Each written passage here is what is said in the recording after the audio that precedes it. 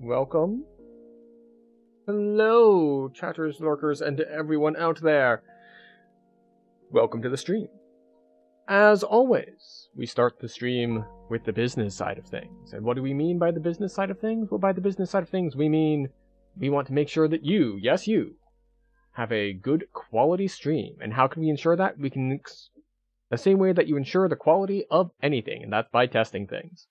So we have already checked our audio. We've already checked the alerts. If you were here, you probably heard the alerts go off earlier when we were testing them. But there is one last thing we need to test. We did have an incident happen a couple weeks back where there were people talking and I could not see them. So we are going to make sure that we can send some chat messages and that I see the chat messages, you see the chat messages, and no one gets ignored. So just checking through that. Abracadagger, welcome in. And thank you for participating in the testing. You too are aiding in the quality of the stream. So, we will cut our background music real quickly and we'll get into the game and use the game's background music. So, it is going to be a Portal night. Have I played Portal before? Yes, it was a long time ago. But the trick is that I don't remember it, and the new part that we're going to be doing is that we will be going in with director commentary on. So, I don't know exactly how long that's going to be. Wait, developer commentary. Test chamber 1. New game. Okay. Commentary notes contain audio commentary. Oh wait, I turned off the background music for you, but it's still playing for me, and it is distracting. There we go. This looks like the original Portal. It is the original Portal! I put 2007 as the indicator that, yes, it is the original Portal. Portal 2 was in 2011. There was another Portal that came out in, I believe, 2017.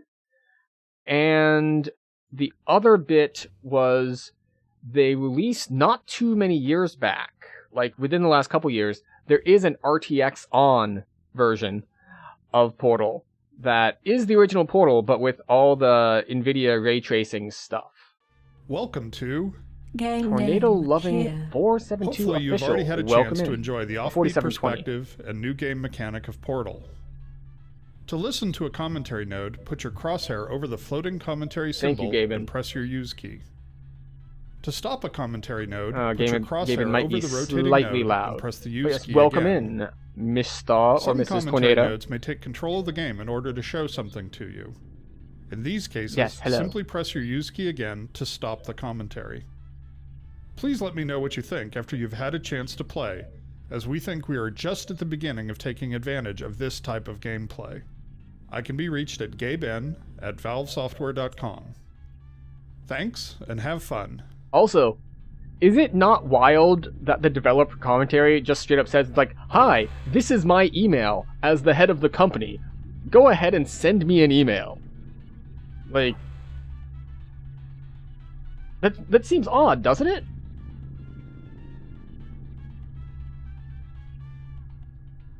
But as for whether this style of gameplay became a big thing, I'm not so sure about that. One of the things we learned from Narbacular Drop, our student project that became Portal, was that players often thought portals took them into other spaces, or even other dimensions. To help fight that notion, we start players in a visually unique room with memorable objects, so that when they walk through a portal for the first time, they have a clear point of reference which communicates the idea that they're still in the same basic location. For instance, the radio, which is playing an instrumental version of Still Alive, helps as well by providing some audio commentary. So, I could have talked over that, but it was already two people talking over each other, with the commentary going, and GLaDOS talking, and I figured maybe a third voice would not be helpful there. It's absolutely critical that players quickly wrap their heads around what a portal is. We noticed early playtesters grasped the concept much more quickly when they caught a glimpse of themselves through a portal. So we deliberately positioned this first portal to ensure that players will invariably see themselves. Oh. Neat.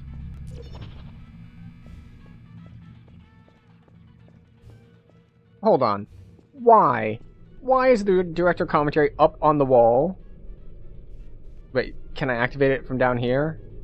I don't have to jump for it? These frosted glass observation rooms make the player feel as if they're being watched at all times, while keeping the identity of these watchers a mystery. The rooms serve a practical purpose as well, since we often use them as convenient and logical light sources for the test chambers. Oh, okay. Lighting tips. Very cool.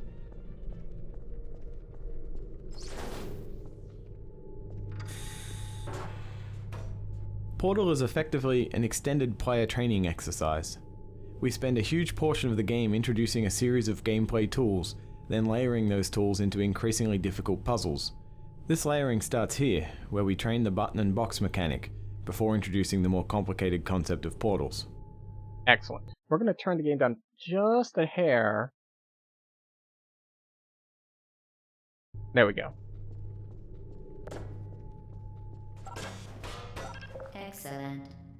Please proceed into the chamber lock after completing each test.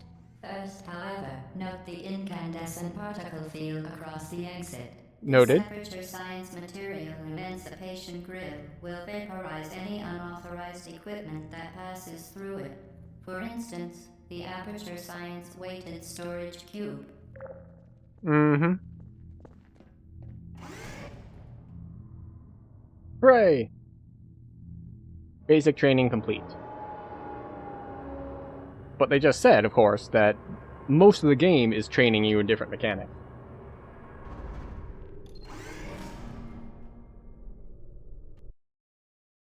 Oh, wait. There we go.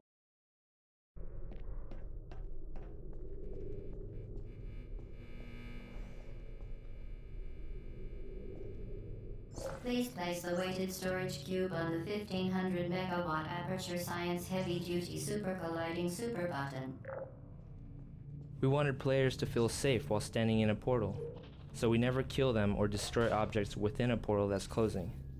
Instead, we either push or teleport objects out of a portal as it closes. Ironic that they're saying that, like, it didn't kill me, but it did separate me from my cube, which is a fate worse than death, really. Perfect. Please move quickly to the chamber lock, as the effects of prolonged exposure to the button are not part of this test. There we go, and again with one of the frosted glass rooms that they use as lighting sources. Not so much now, the whole place is bright now. We very deliberately introduce and train each gameplay concept in Portal, so that once players reach this spot, we're confident that they know what a portal is and roughly how it works. Early versions of the game let players stumble through the beginning, without always understanding what was going on, which really compromised teaching new concepts. The puzzle you just finished was designed so that stumbling around will almost always lead to a dead end. Completing the puzzle requires walking through a minimum of 5 portals in a specific order. This kind of gating, in which a solid understanding of key gameplay concept is required for success, helped standardize the learning curve of the game tremendously. We also saw this when we were playing Prey last week, where there were things like, you need to roll this thing over to a kind of like organic webbing thing that's blocking your way, and then shoot it to explode and destroy the webbing. And they did a similar gating where, like, you have to understand the mechanic to advance. So, that is a very important gameplay design thing that people have learned over the years. Like, if you really need the player to understand a mechanic, you have to make it so they are forced to do the mechanic to advance. Otherwise, they might just skip over it. Very well. Please be advised that a noticeable taste of blood is not part of any test protocol, but is an unintended side effect of the aperture science material emancipation grill, which may, in semi-rare cases, emancipate dental fillings, crowns, tooth enamel, and teeth. In early versions of this map, playtesters would charge down the stairs without noticing what was creating the portal. We introduced a mandatory pause in the action, what we call a gate, to help ensure that players stop and notice the portal gun making the blue portal. A particle effect and a loud noise help draw their attention. Yeah, the noise is certainly quite loud. Oh god, it's gonna shoot us. Haha. Dodged. Very good. You are now in possession of the Aperture Science handheld portal device. With it, you can create your own portals. These intradimensional gates have proven to be completely safe. The device, however, has not. Do not touch the operational end of the device.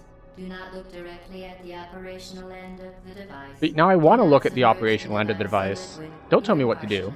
Most importantly, Just wanted to put the audio back up slightly. I made it a little bit too quiet. And now it's probably too loud again.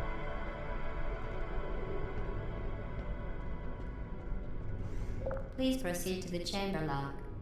Mind the gap. This room was designed to make players understand that entrance and exit portals aren't tied to the color of the portal. Playtesters often assumed that orange portals were exit only, so we created this puzzle to force players to enter an orange portal. I had a girlfriend who was really convinced about what things were entrance and exit only as well, but, when you know, she got over it. When rendering the player's view through a portal, we must render a separate image using a virtual camera which looks out of the opposite portal. To obtain a correct image and efficient rendering performance, we render only what is visible to the limited field of view of the opposite portal and exclude objects which lie between the virtual camera and the plane of the opposite portal. Okay. We want to get over there now, yes? Yes. Well and as done. they said... Remember, the Aperture Science Bring Your Daughter to Work Day is the perfect time to have her tested. Tested for what? Please? The combination of portal-destroying fields, which we call fizzlers, and the elevators, serve a dual purpose. They provide a clearly identifiable endpoint for each test chamber, while also addressing the more practical problem of how to keep players from portaling across level loads. We eventually integrated the fizzlers into several of our puzzle designs. Yeah, the thing about that is I've seen speedruns of this, and the fizzlers are not really entirely effective. People are always like, no, I can shoot through this, like, 1 pixel gap here and skip 5 levels. I still think one of the more interesting director commentaries I've seen of this was... I think it was, like, a level design, a gameplay design person, and they were commentating over a speed run of, like, all the various tricks that were being done. Welcome to Test Chamber 4. You're doing quite well. I am. For training purposes, there's generally just one correct solution to these early puzzles. The original version of this room didn't have the glass barrier. Playtesters would often stand on the button to open the door and then shoot a blue portal through the opening, bypassing the box entirely. Since this puzzle was meant to illustrate the relationship between boxes and buttons, that solution, while clever, was a failure. So we added the glass barrier to prevent it. Later in the game, however, the puzzles become more open-ended. Cool. Now, honestly,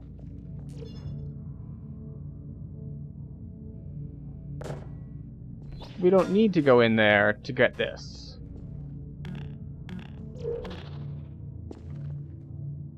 Integrating portals with Source Engine's physics system was a complex process that required several iterations to achieve the right balance of performance and correctness. Because portals can be placed virtually anywhere in the game's environment, the physics system had to be modified to allow dynamic changes to its representation of colliding geometry, such as the walls and floor around this box, and any objects which may lie on the opposite side of the portal. Initial implementations of this dynamic collision generation system could take up to 1/2 of 1 second, or 500 milliseconds, to compute the correct collision. Oh, that's way too long. This may not sound like a long time in everyday life, but this pause during the portal creation was quite noticeable in the context of a game. Ultimately, we designed a system that creates temporary hybrid physics environments in bubbles around the portals, using less accurate collision than that produced by Source's standard collision generation, but was accurate enough in practice and reduced the time to create dynamic collision representation from 500 milliseconds to just 10 milliseconds, which is an imperceptible pause during portal creation. This also, I believe, led to some of the speedrun tricks. Once again, excellent work. As part of our required test protocol, we will not monitor the next test chamber. You will be entirely on your own. Good luck. I'm pretty sure that's a lie.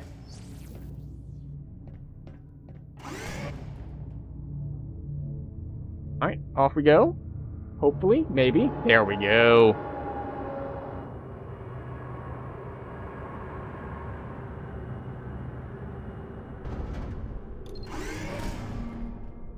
Hold up. Something is off here. Something's very off here.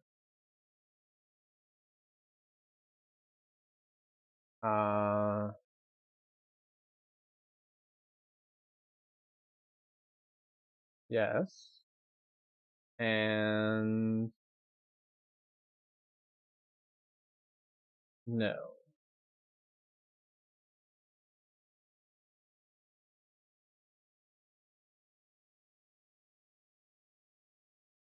I don't know why that decided to be entirely the wrong size. But there we go. Much, much better. This is something that I should have checked before stream. And if you're wondering, what the hell is this dude talking about, and you're not on the vertical stream, it was something wrong with the vertical stream layout. It was way too zoomed in for some reason. Alright, now we're getting to different lighting.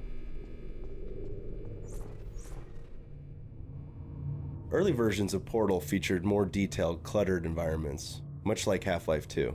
We quickly realized that unnecessary objects scattered all over the place distracted players to the point where it actually interfered with the Portal training process. So we simplified the art style to favor clean, focused test chambers.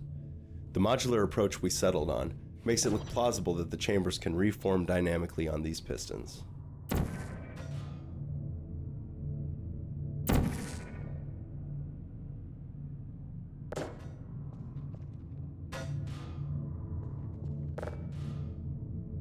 Come here, you.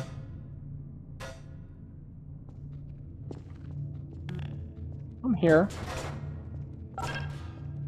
Stupid source engine collision things. Only one commentary thing? As part of a required test protocol, our previous statement suggesting that we would not monitor this chamber was an outright fabrication. Good job. As part of a required test protocol, we will stop enhancing the truth in 3, 2...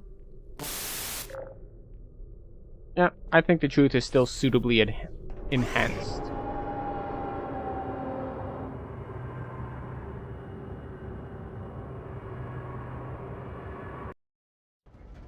Alright. To make puzzles deeper than just teleporting to the exit, we had to include surfaces that won't hold a portal, which are formally introduced here. The Science high-energy pellet seen to the left of the chamber can and has caused permanent disabilities such as vaporization. Please be careful. Now we'll listen to this. To make puzzles deeper than just teleporting to the exit, we had to include surfaces that won't hold a portal, which are formally introduced here. We experimented with several surface designs before we settled on this one, whose visual noise and reflectivity make it easy to identify at a distance.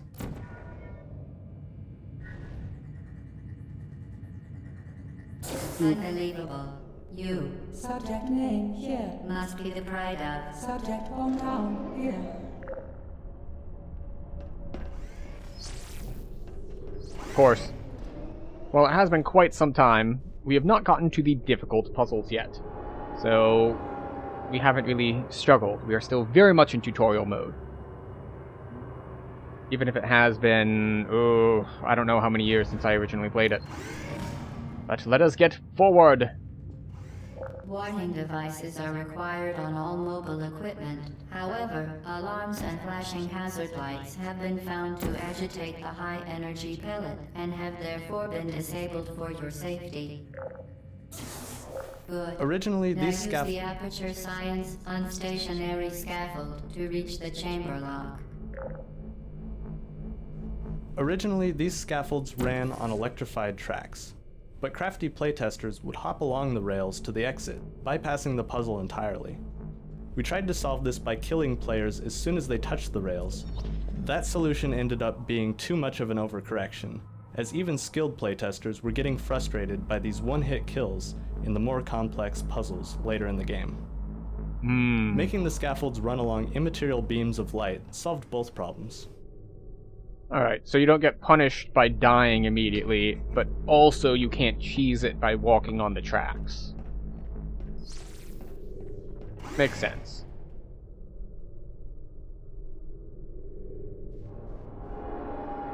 Also, they haven't mentioned it in the developer commentary, but the whole sticking you in an elevator to hide the loading screen stuff is also just a classic of game design.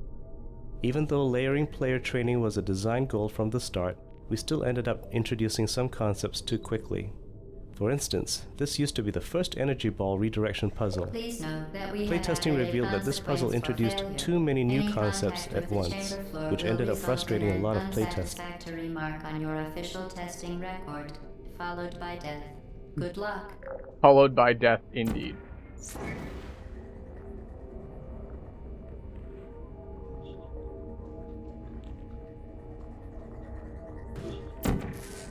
Alright.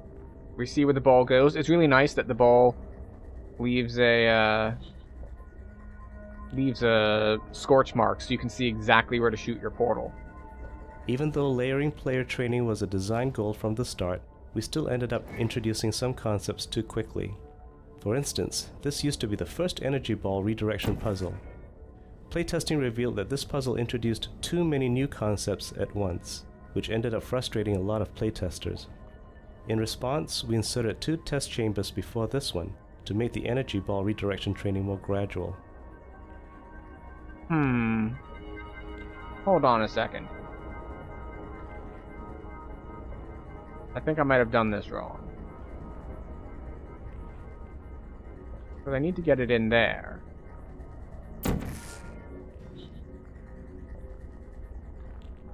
Ah, there it is. Hooray, I didn't do it wrong. But I do need to now get here. And then I need to get back on it when it comes back.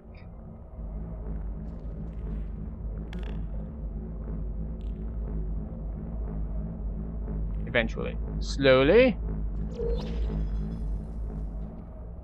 We previously talked about how we handle static portal collision, but collision with moving objects on the other side of a portal is a completely different and equally hard problem. Walking onto this scaffold was a very iffy proposition for the first few months of development. We solved the problem of colliding with these dead I also just realized that we've been missing developer commentary, because I was expecting separate nodes, but no, you're supposed to interact with the same node multiple times. But now that we know that, we will not miss any more going forward.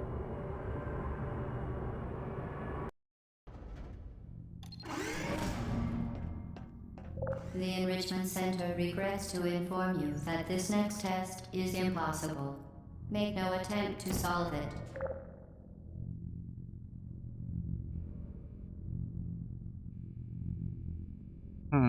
I see. Because our test chamber environments were simplified for training purposes, we created visual hotspots within the rooms to guide players' attention. The design is essentially a balance between round objects and sharp objects. The sharp objects representing background elements, and the round objects, such as doors and movable props, comprising our points of visual interest.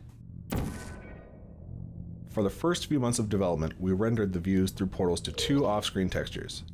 This approach was easy to implement and was compatible with a wide range of graphics hardware. Unfortunately, this method was incompatible with anti-aliasing and consumed a large amount. Sincere apologies on the occasion of this GLaDOS? unsolvable test environment. For the first few months of development, we rendered the views through portals to 2 off-screen textures. This approach was easy to implement and was compatible with a wide range of graphics hardware. Unfortunately, this method was incompatible with anti-aliasing and consumed a large amount of video memory in order to handle recursive views through several portals. If we were you, we would quit now. For the first few months of development, we rendered the views through portals to 2 off-screen textures. This approach was easy to implement and was compatible with a wide range of graphics hardware. Unfortunately, this method was incompatible with anti-aliasing and consumed a large amount of video memory in order to handle recursive views through several portals. Because of these disadvantages, we switched to a system which renders portal views recursively into the frame buffer with the aid of the stencil buffer to isolate pixels corresponding to a given portal. This is a more effective scheme because it is compatible with anti-aliasing and does not consume any additional video memory for off-screen textures. The fact that GLaDOS talks like every 15 seconds and the commentary is 30 seconds long. Atmosphere of extreme pessimism. It's just like, you put this node here, but if you ever try to listen to it, GLaDOS is going to interrupt it halfway through, every time. But then again, that's GLaDOS' whole shtick. She's not meant to be particularly helpful.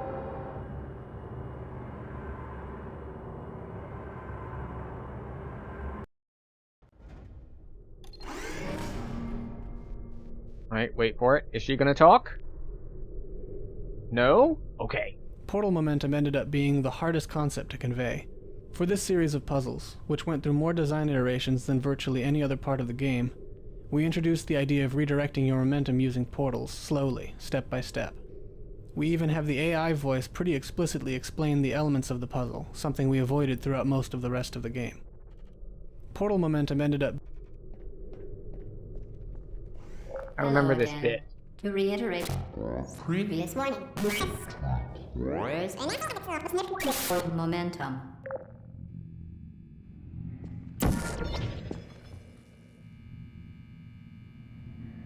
So, I remember at some point, GLaDOS just straight up says, like, speedy thing go in, speedy thing come out.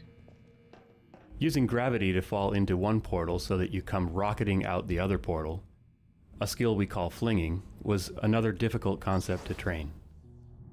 We designed a specific visual cue, a pushed-out concrete block with checkerboard tile above a pit, to indicate to players that it's time to use the fling maneuver. Repeated several times, this cue helps players associate pushed-out concrete slabs with flinging, in much the same way that players learn to associate cubes with buttons.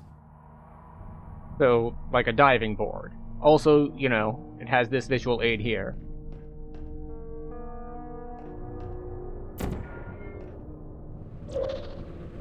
Spectacular.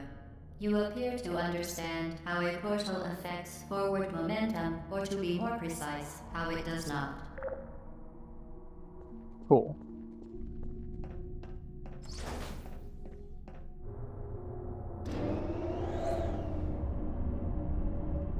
Well, maybe this is what they meant by pushed out concrete blocks.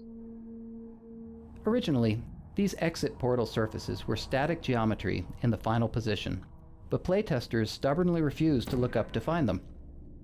This is another example of the classic game design problem of coaxing players to look up. By putting the portals on moving pistons, we were able to start them in a position that players were more likely to see. Also, the thing moving in your field of view, and the sound that it makes draws your attention to it. Hi. Momentum, a function of mass and velocity, is conserved between portals. In layman's terms, speedy thing goes in, speedy thing comes out. Yay, the twisting. We saw a lot of that in Prey. So much of that in Prey. A lot of gravity mechanics going on.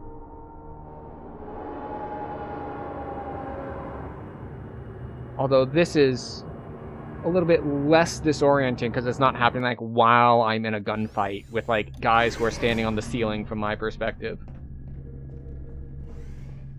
The Enrichment Center promises to always provide a safe testing environment. In dangerous testing environments, the Enrichment Center promises to always provide useful advice. For instance, the floor here will kill you. Try to avoid it.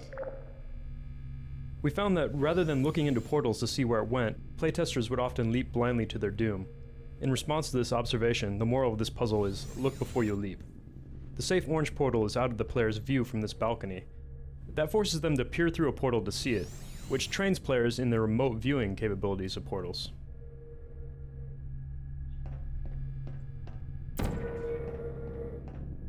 Ah, right. Aha! Originally, a weighted button was used to open the far door, but playtesters so strongly associated boxes with buttons that they'd get stuck searching hopelessly for a box. We changed the big button to a pedestal-mounted push button, thus removing the box association, but playtesters still had trouble realising they needed to shoot a portal through the door. Adding a ticking timer sound when the door was open cued players that the puzzle expected them to act during that time, which solved the problem.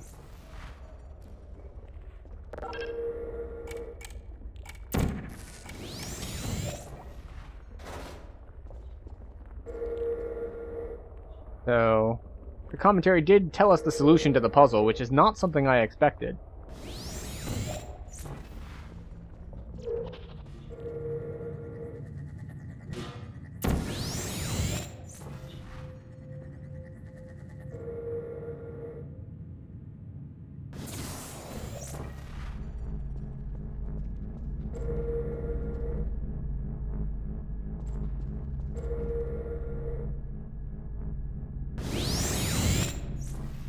Okay, we've got a moving platform down there now.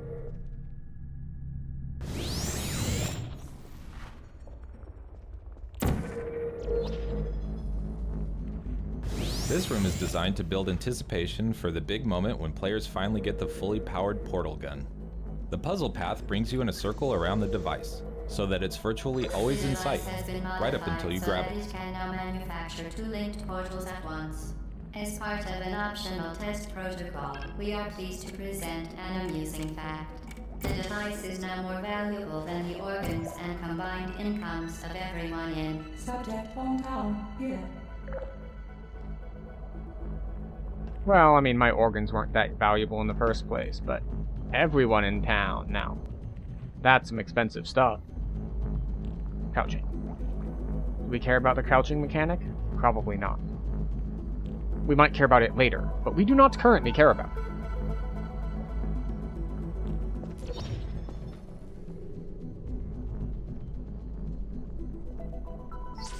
Okay, we now have the full portal gun! Hooray!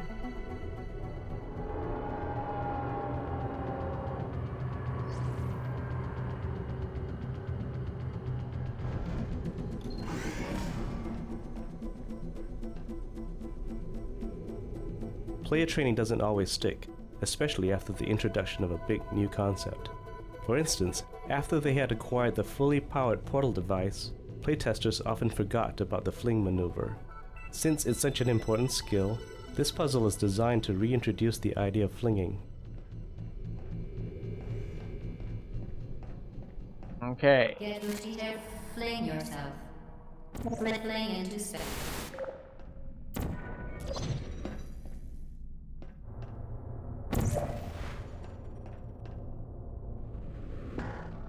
I missed.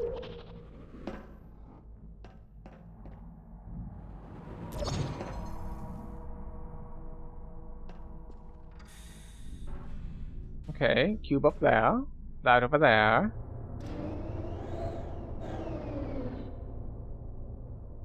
Understood.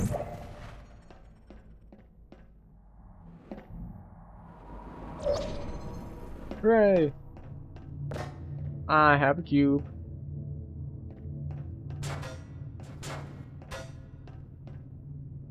Ha!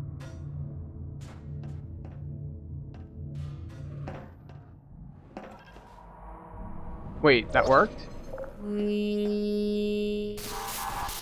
I definitely didn't think that accidental throw, bouncing off of things, eventually falling down, would land on the button. Okay. Alright, we're making progress. I'm noting that there's less and less of the developer commentary. Like, they were talking a whole lot in the beginning, and now it's calmed down a little bit. But we'll see. When we moved from largely placeholder art to our final visual design, this was the first level to get a facelift. We chose this map because it had many of our gameplay elements integrated into a relatively small space. The test chamber art direction was designed to make everything appear purposefully placed. The simple design helps focus players on the puzzles. It also provides a nice contrast to the later, much less sterile behind-the-scenes environments, which contributes to a clear sense of progression. That's true. It definitely does that. Now that you are in control of both portals, this next test could take a very, very long time. If you become lightheaded from thirst, feel free to pass out. An intubation associate will be dispatched to revive you with peptic salve and adrenaline. Okay. Let's see, where do we want to go?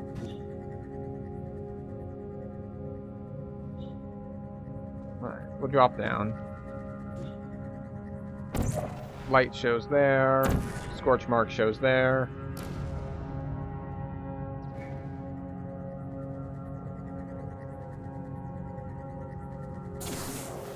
Got that.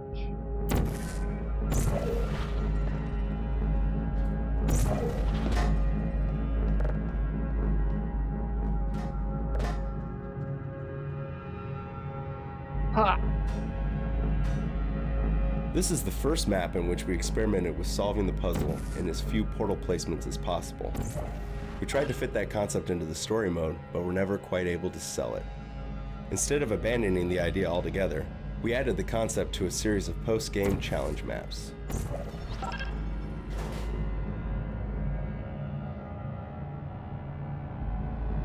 Well, I'm definitely failing that. So I need a second box. How does one get a second box? Aha. I think I know how to get a second box.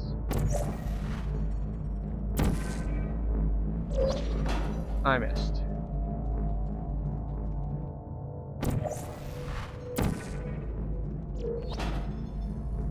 Box here. So now we can come through here. Here. Come on. Come on.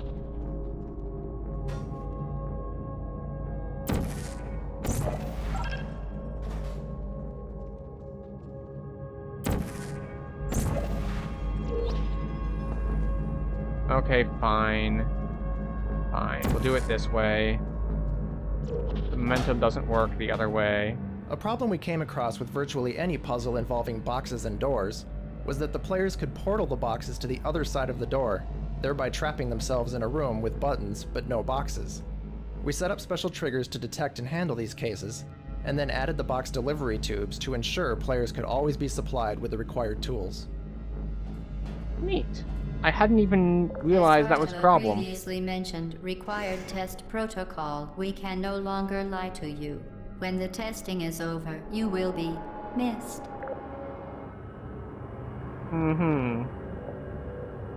That's definitely the truth.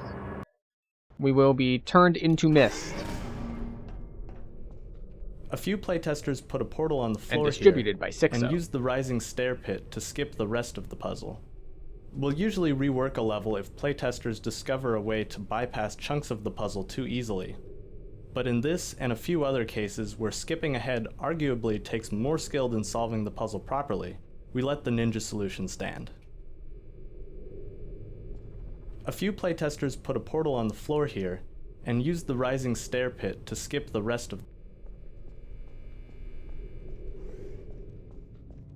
All subjects intending to handle high-energy gamma-leaking portal technology must be informed that they may be informed of applicable regulatory compliance issues.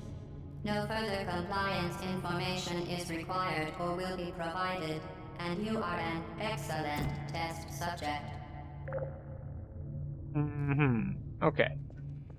This is a great spot to appreciate the recursive nature of portals. If you place a portal on each side of this hallway, you'll notice the portals seem to go on forever, similar to the effect you get in a Hall of Mirrors. In actuality, we support a maximum of 9 recursive portal views down any chain of portals. We achieve the impression of infinite recursion by copying part of the previously rendered frame onto the final portal in the recursive chain. Cool. It's not perfect, but it's inexpensive and effective. We designed this room to draw the player's eyes to the box. The light from the observation room casts horizontal shadows that point at the box, which is directly lit by a warm light from the ceiling. This warm light helps the box stand out against the predominantly cool test chamber lighting. The varying size squares of the off-limit surface also help direct the player's attention upward.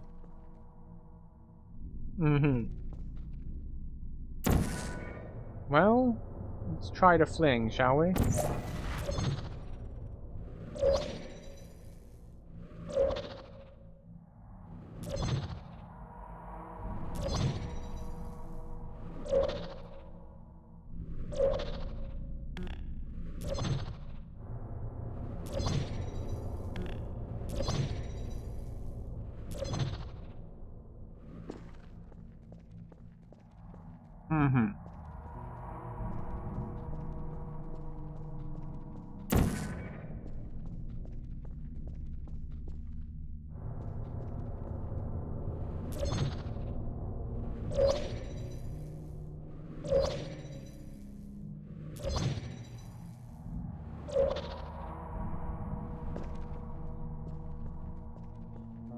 Alright, we'll go for more of a fling instead of just trying to go next to it. That works better.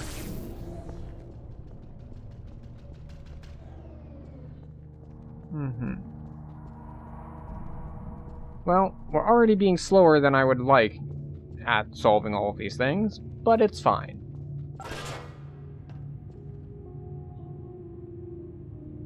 I'm gonna leave a blue portal there, just in case.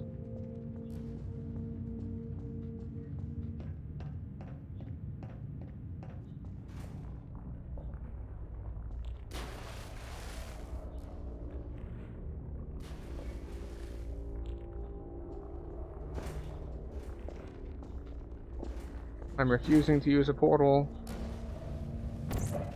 I want to do that one. Very, very good. A complimentary victory lift has been activated in the main chamber. No, I don't want to do it. And they did mention in the previous chamber about how it's like, well, we did start looking around for fewest number of portal solutions. So we could have gotten through that section faster if we'd portaled ourselves to the other side instead of jumping across, but then we'd have to jump back across in order to put up the second portal for the energy ball thing. And we didn't want to do that. The Enrichment Center is committed to the well-being of all participants. Cake and brief counseling will be available at the conclusion of the test. Thank you for helping us help you help us all. This particular section went through several iterations because it's the first place where players are required to perform possibly the trickiest portal maneuver, the double fling. Originally, the room also featured an energy ball redirection puzzle. Combined with a new double fling skill, however, it proved to be too much for most playtesters. Overwhelmed players tend to not digest new information, so we simplified the puzzle to require only the double fling. To nudge players in the right direction, we also included visual hints such as the previously introduced single fling theme, the pushed out concrete slab with a checkerboard landing zone. Alright. What is the checkerboard landing zone thing they're talking about? Like, I don't see what they mean by a checkerboard landing zone. Like, the landing zone is clearly over there, right? Oh wait, or is it this? I would not have noticed that this 4x4 square has the checkerboard pattern on it. Like, I noticed these, but the fact that this was a checkerboard is not something that I had noticed. That's gonna make later puzzles way easier if there's like an actual visual indicator that I never saw before.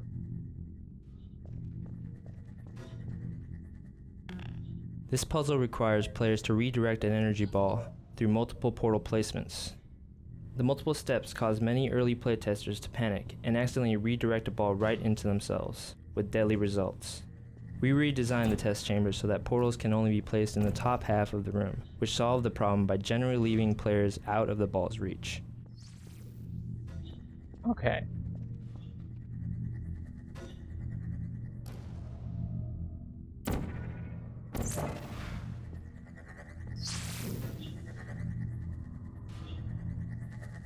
Oh, it'll bounce. For some reason I thought this was timed such that I'd had to get it immediately. Neat. It's also cool how when looking at it, it's just like, oh, it's a limitation that I can't put portals on the lower half of the room. And then you get that explanation that it's like, yeah, it's because people kept killing themselves. We had to, you know, foolproof this thing. We noticed through our playtest that many of our players weren't aware of the fact that you could place portals while falling. Since placing portals as you are falling is essential to accomplishing flings and many other portal tricks, we implemented this puzzle so that the only way to solve it was to use the mid-air placement tactic. It took numerous iterations and lots of tuning before this consistently played well.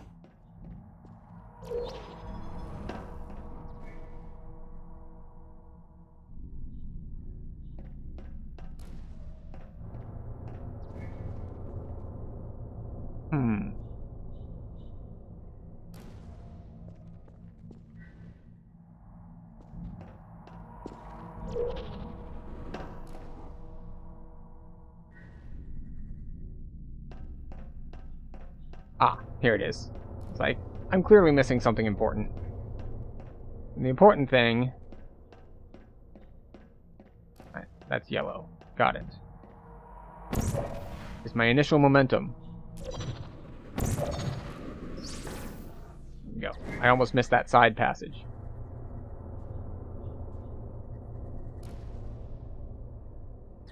Okay. So it shoots the ball. Boom, boom, boom, back. So I need to put there and there. But in order to do that, let's see, I can't get through here at all. And this isn't active yet. So is this another fling scenario? It is another fling scenario. Can I get back there to get momentum? No? Okay. There we go, double fling. Perhaps the most important purpose of this final test chamber is to cement the double fling maneuver training. For previous flings, we employed a visual cue, a pushed out section of a wall. In preparation for the more freeform behind the scenes levels, however, we take the training wheels off. To proceed, players must realize they can double fling almost anywhere they want to, with or without hints.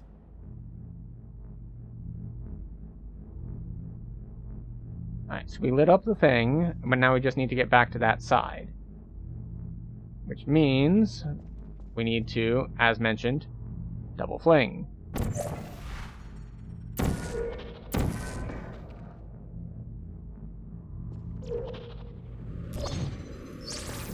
Great. And now, the slow-moving platform.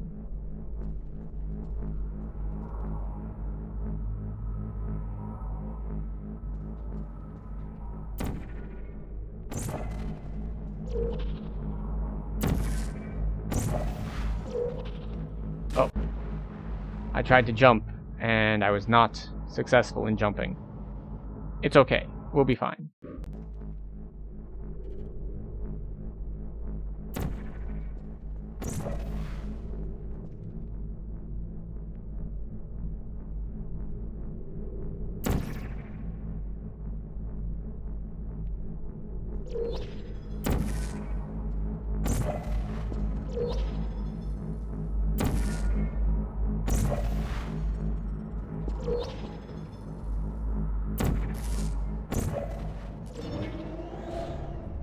In this puzzle, we wanted players to realize that using portals, they can travel long distances in a short step. Originally, we had stairs from the ground level to the upper rooms. Many playtesters, however, were able to run from one room to the other quickly enough to consider it a solution, without ever thinking to use the even easier portal method. By changing the stairs to very slow-moving lifts, we were able to level the travel time for all player experience levels, thus making the intended solution more clear. Okay.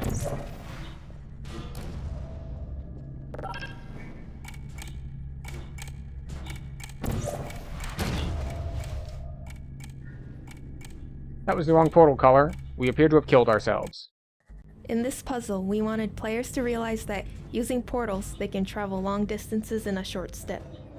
Originally, we had stairs from the ground level to the upper rooms. Many playtesters, however, were able to run from one room to the other quickly enough to consider it a solution, without ever thinking to use the even easier portal method. Oh, I see. There are two doors. By changing the stairs to very slow-moving lifts, we were able to level the travel time for all player experience levels, thus making the intended solution more clear. Right. Go through that. Go through that.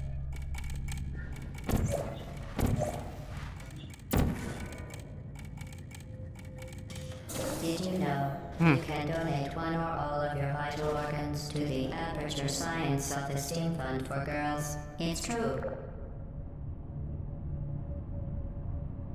Okay, but the question is, what does that fund actually do? You can name the fund whatever you want, but that doesn't mean it's actually going to help any girls with their self-esteem.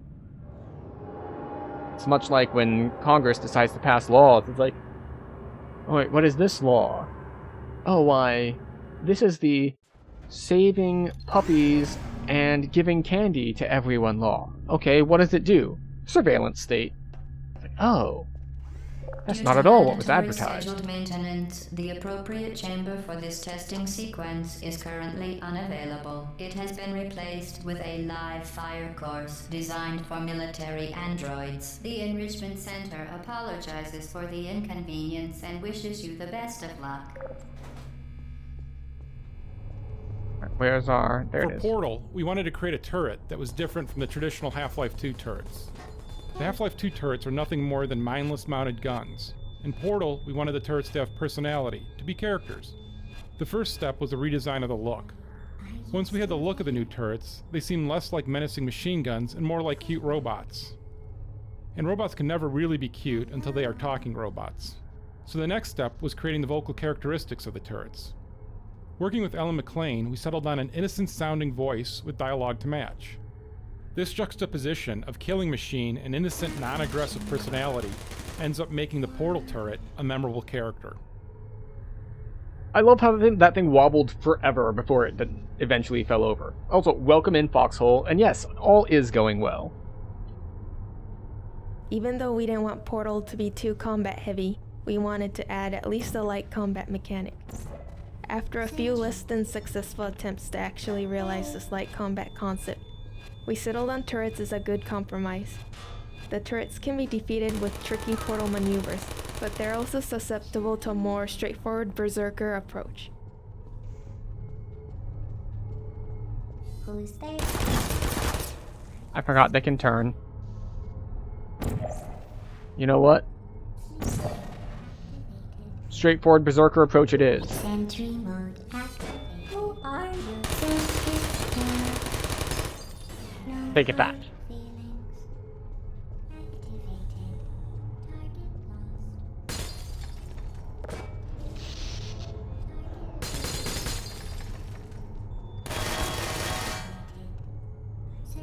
Ha!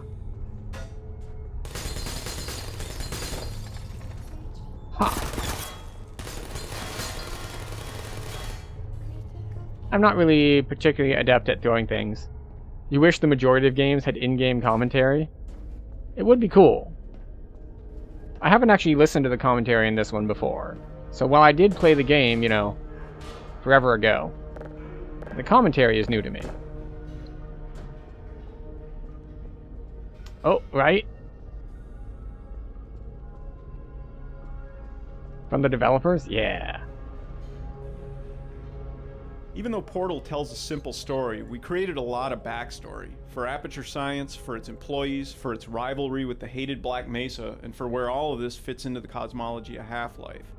This first Portal game doesn't reveal all of it, but we crammed a lot of little details into the environments. This area, for instance, called the Ratman Den, hints that there may be other people trapped in the facility.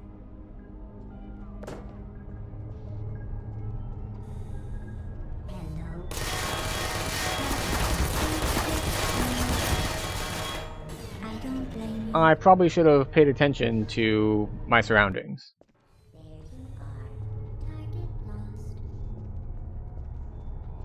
Oh, there it is.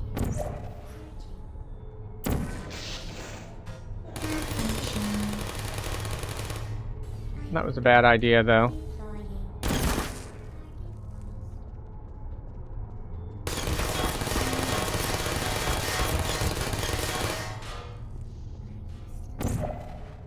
Bonk.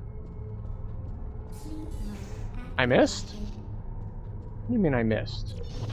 It's okay.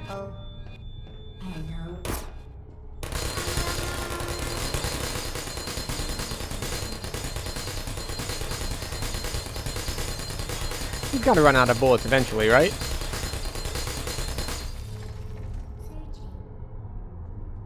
Okay. I'm doing this whole section wrong. Like, just generally poorly.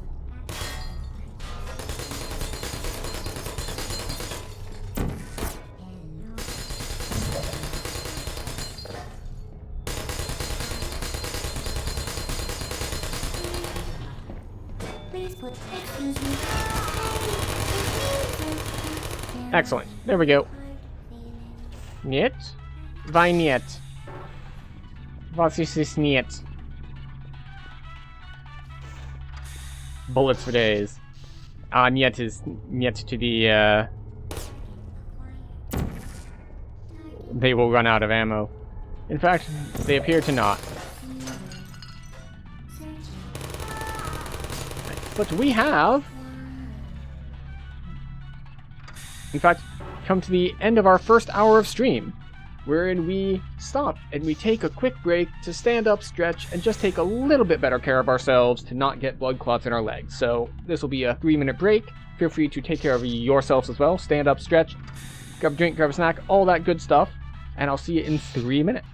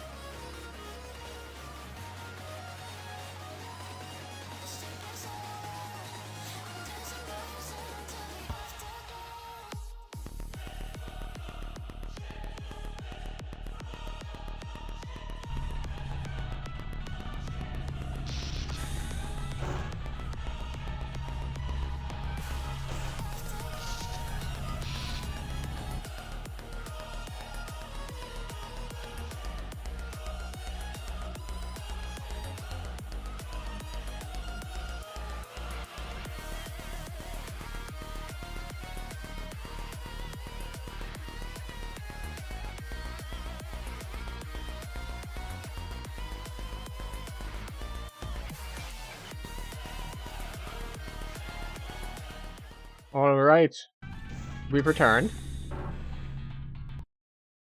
And you need to click this button, and you need to click that button.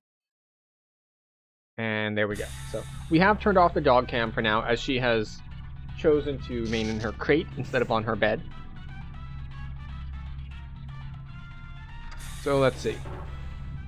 We still need to... Put me down.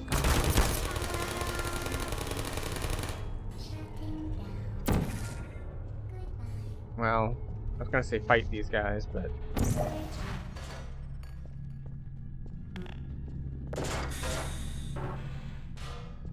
Alright. There we go.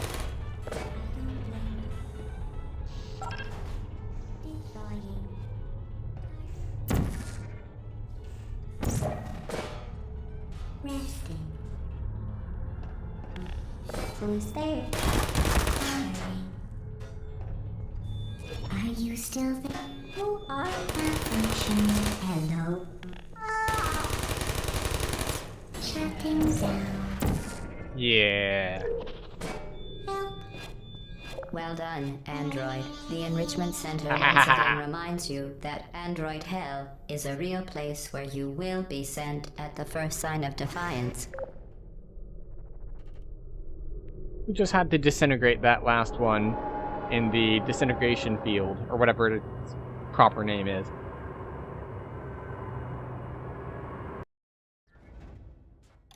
Let's not eat the moldy one. Ooh, everyone's favorite The cube. vital apparatus vent will deliver a weighted companion cube in 3, 2, 1. Oop. Hooray, companion cube. This weighted companion cube will accompany you through the test chamber. Please take care of it. Platforming aid, thank you.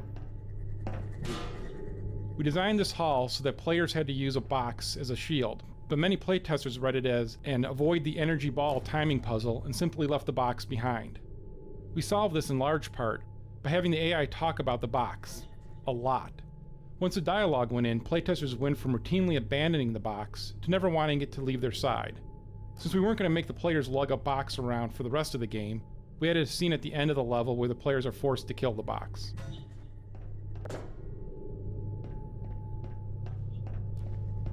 You bastards. The symptoms most commonly produced by Enrichment Center testing are superstition, perceiving inanimate objects as alive, and hallucinations. Okay, that's really bad timing. Dropping and it exposing my hitbox is just wild. Center testing are superstition, perceiving inanimate objects as alive, and hallucinations. The Enrichment Center reminds you that the weighted companion cube will never threaten to stab you and, in fact, cannot speak.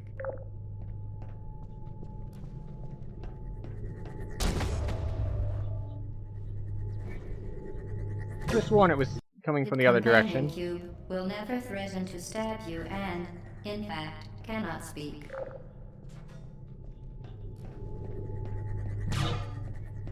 Ah, I see. It bounced. In fact, it continues bouncing. Right, we'll put the companion cube to the side for a moment. Right, 1, 2, 3.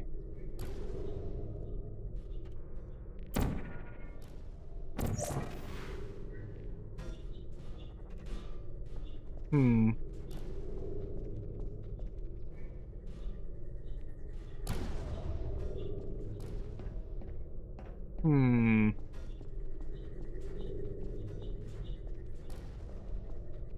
Right, you're coming with me, Cube. Hi.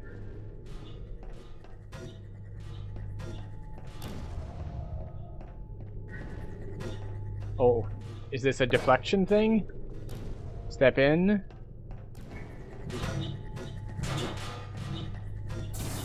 Hey, good thing the hitboxes are very generous.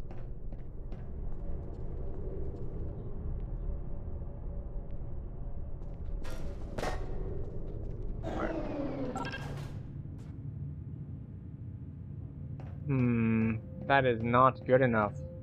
It's nowhere near good enough. Okay, I see. So we need to eventually get a laser ball in there, which means we need to open more things. How do we open more things?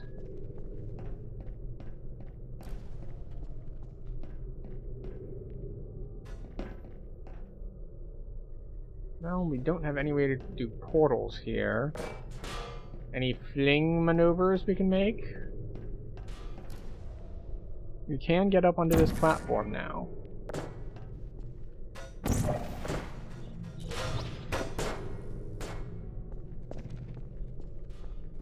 So this is back where we came in. But now we have altitude. And what can we do with altitude? Right, we want a laser ball to go in there.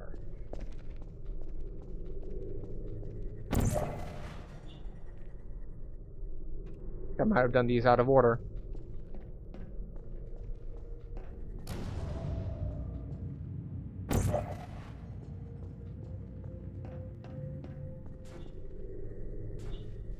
That's not what I wanted. How about that? That should come out, bounce there, and go in there. The Enrichment Center reminds you that the weighted companion cube cannot speak. In the event that the weighted companion cube does speak, the Enrichment Center urges you to disregard its advice. Okay, so now we need the third one up, which is if we follow the lines.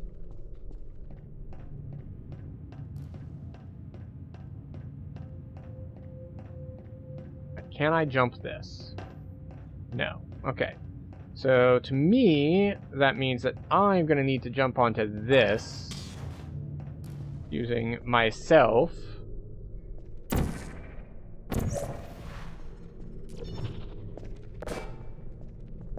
Cube will go on the other one in the back. But that does leave the question of... Okay, yeah. Now I see how we can do that. This might be a tighter timing puzzle than initially I had hoped. But we will make it work. Alright, so we need to go up here. We then need to put...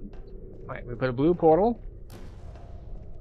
And then we need the orange portal there. Now we need to stare death in the face, and then move out of the way, and then back into the way.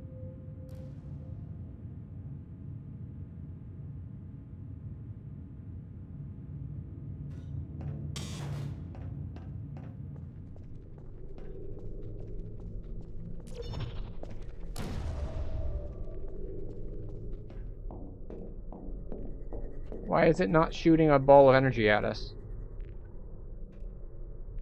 Oh, does this one not shoot a ball of energy anymore? Because it already got caught in the other thing? Which means I need to catch this one?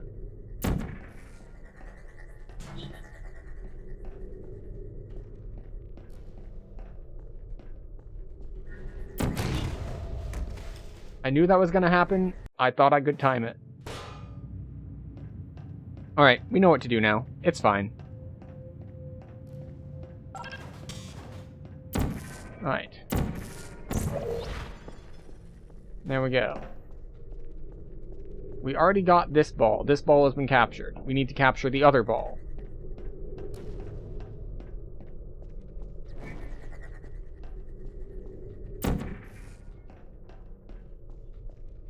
Blue portal.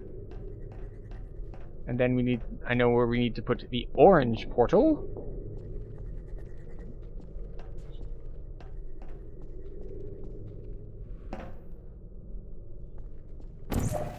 Portal there.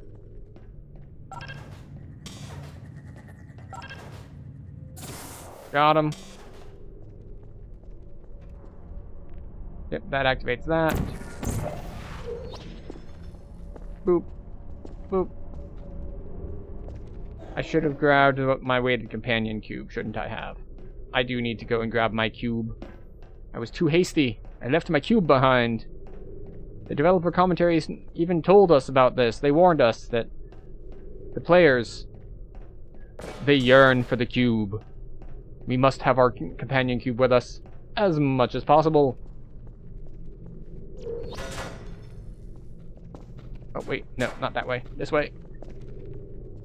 Across the platforms that we so painstakingly put together.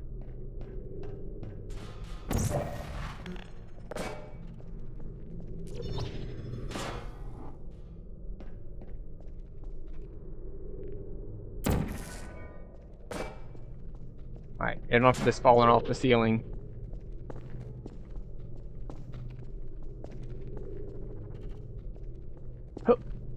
There we go. It is a little awkward that the cube blocks line of sight. You did it. The weighted companion cube certainly brought you good luck. However, it cannot accompany you for the rest of the test and, unfortunately, must be euthanized. Please escort your companion cube to the Aperture Science Emergency Intelligence Incinerator.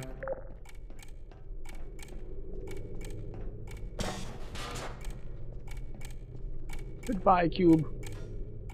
You euthanized your faithful companion cube more quickly than any test subject on record. Congratulations. You monster. I thought there was a follow-up line. The awful end of the companion cube serves a dual purpose. It adds a lot more sinister character to our already pretty sinister AI, while simultaneously training the player to use the incinerator, a key component of the final level. The training has a nice dramatic payoff, since players later get to avenge the death of their good friend the companion cube by stuffing some of the AI's important parts into exactly the same type of incinerator.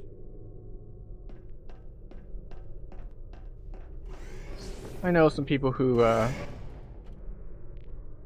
they have, we'll say, special tastes, and they do enjoy shoving AI parts in places. Really not my place to judge that, though. After all, we're all weird in our own ways. Creating the AI voice was a multi-step process. First, we ran every line of dialogue through an automatic text-to-speech program. In the studio, we cued the actress who plays Gladys, Ellen McLean, with the computer-generated sound file. She'd mimic it, and then over the course of several takes, adjust her performance to clean up any words that were unintelligible in the computer version. For instance, here's a line as Ellen delivered it. Perfect. Please move quickly to the chamber lock, as the effects of prolonged exposure to the button are not part of this test. Once the recording was done, we processed all the dialogue to give it an extra computery edge. Here's that same line as it appears in the game, with the pitch constrained, pitch modulation suppressed, and the formant moved up. Perfect.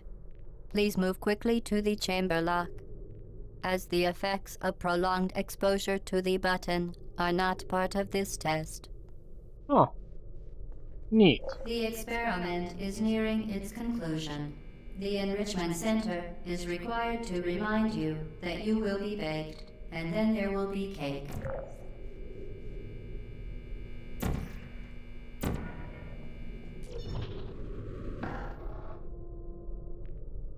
Okay.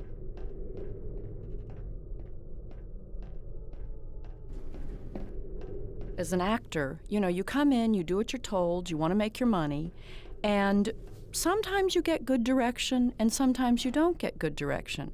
But it doesn't matter, and you certainly don't tell the production team any of this. But you come in and they'll give you a lame line reading, and you're supposed to find some emotional value in that.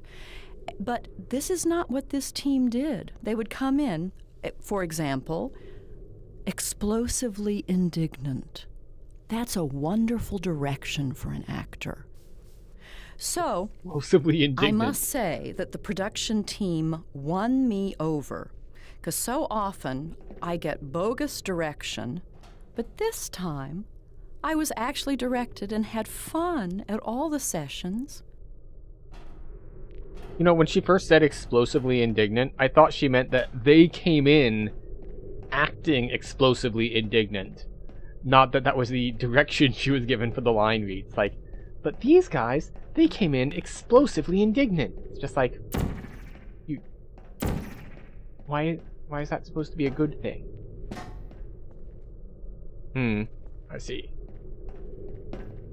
Death!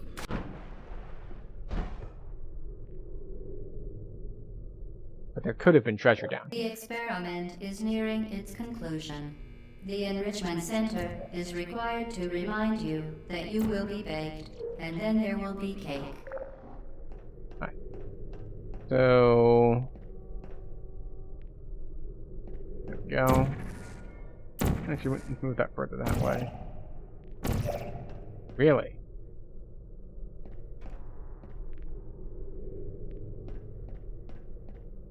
Alright, this way, I guess. Alright. Great success. I think I need to lower that first. What do we have line of sight on now? So we just got up here from down there.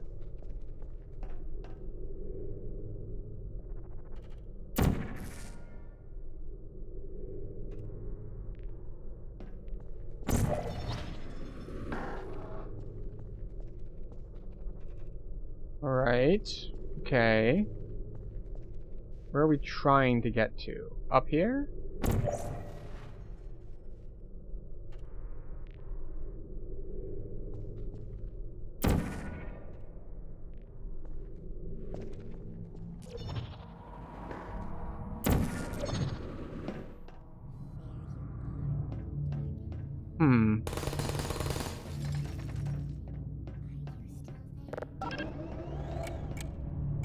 Oh, this is time.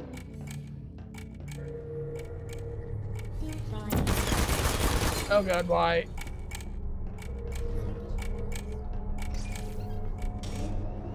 Okay, so we put a blue portal on that. We push the button.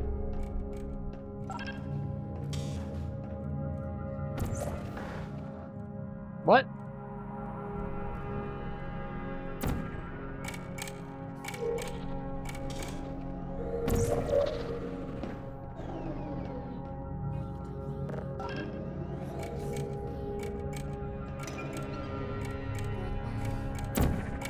We put blue there.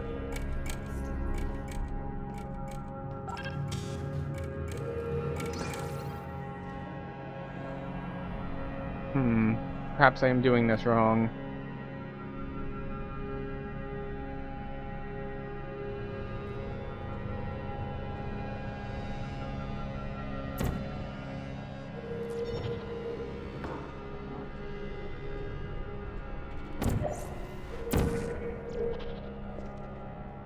Alright, so this is probably the way out. Like, that's the exit. It's marked as the exit. There, I actually need here. Then I need to be essentially just faster here. So, right. We need to right click on this.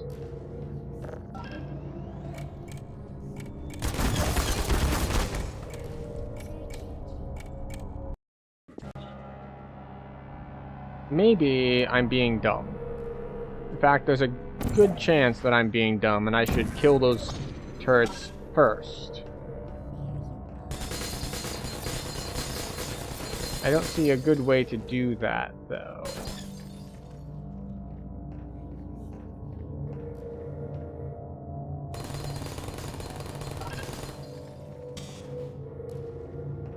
They are marked with numbers, so like 3, 4.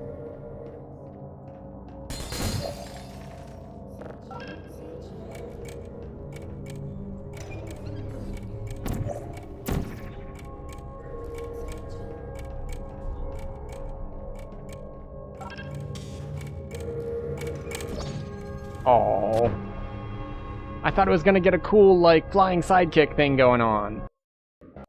I'm probably missing something, like, just fundamental here. Alright, there we go. We easily get over here. Push this.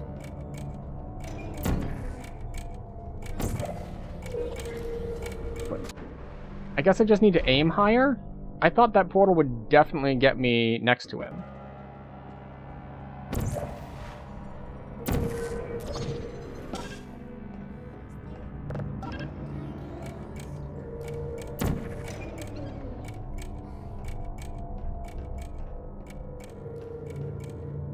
Alright, now we kick you. There you are.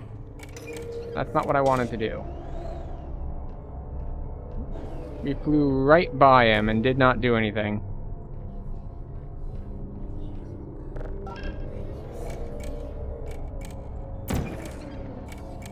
Okay. This time we'll do this a little bit more controlled.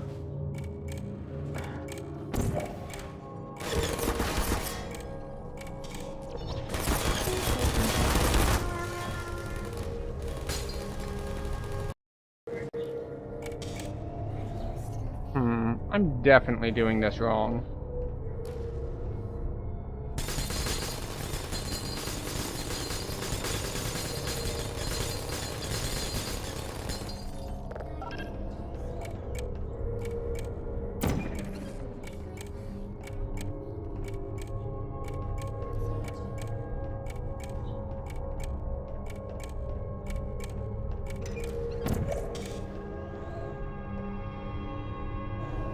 Are we gonna shoot a electrical thing?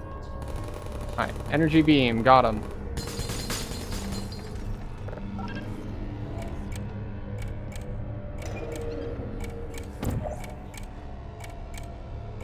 No, there.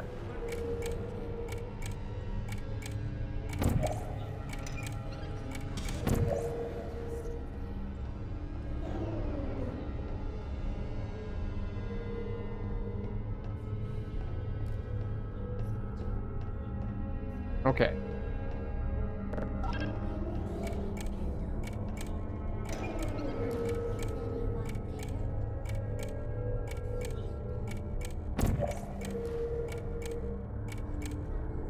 Will it hit them? No.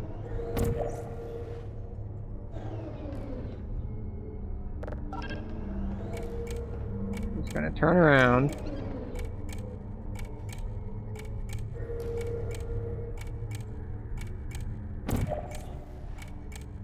We're gonna line it up with their own laser sight.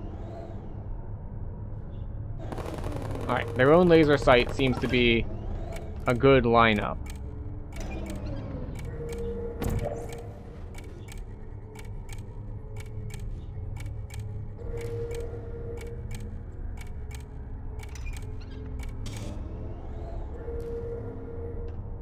See if that one works.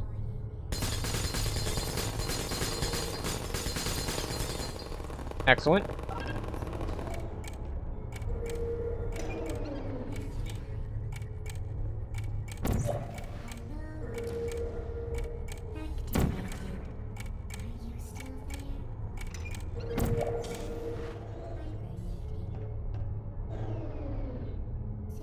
What did I miss?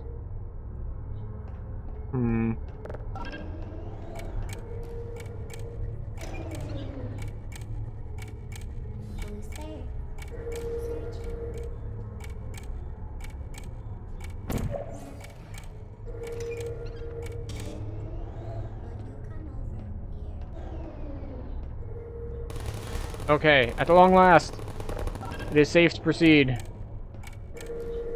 Now, I know there was a faster way to do that.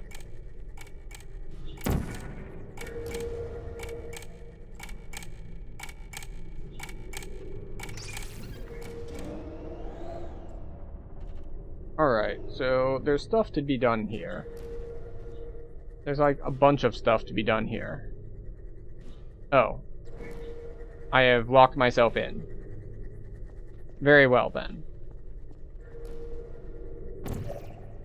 Not you.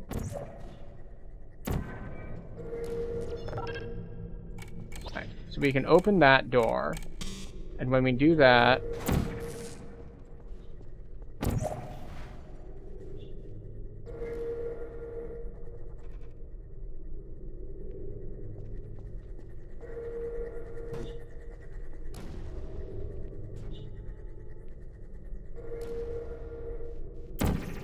Okay, so, we need a portal here,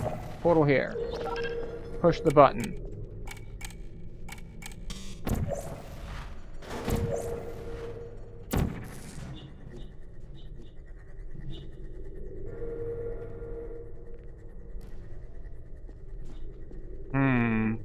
Tricky.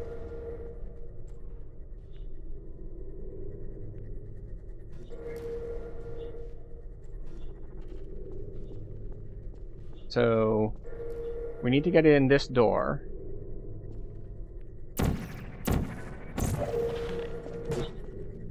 Oh. I had it and I missed it. Alright, we want you. Right, so just shot. Got it. Alright, so we have now powered this moving platform. What does that do for us?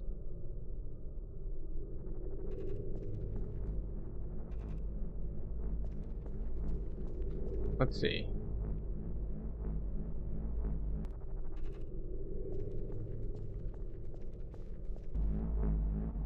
So there's a button down there. I don't think I can make this jump. I can make this jump. Or maybe I can't? I don't know why I couldn't make that jump. I think the platform started moving backward right as I moved forward, so it just nullified my momentum. Is this thing not firing anymore? Oh, right, because its shock has been used up.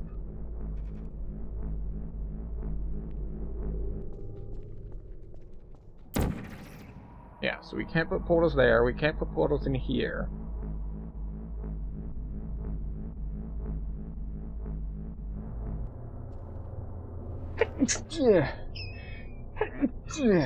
Excuse me. Okay, so what do we have? We have a way to put portals on either side of this.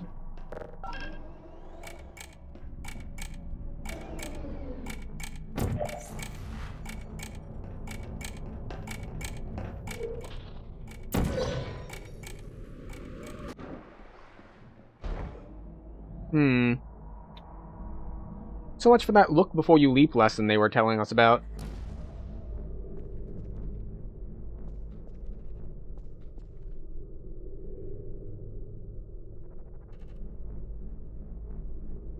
Okay, so we need a fling, but we need momentum first. I don't know how we're supposed to get the momentum.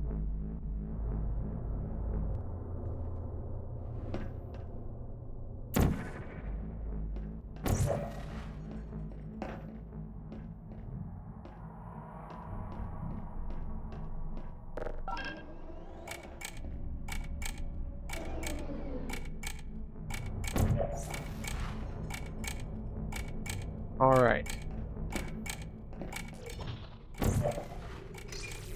That's not what I wanted at all. Oh, wait, maybe... I'm thinking about this wrong. Maybe this is just my way to escape the chamber for now. And then I can do the thing in the other room with the fling.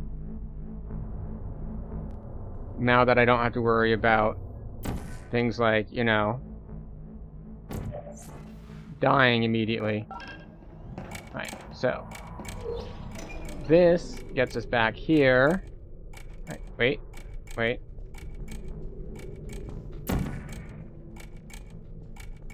Get blue on there.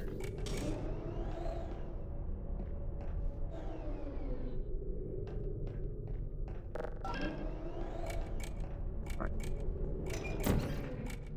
Why did it... I missed my timing.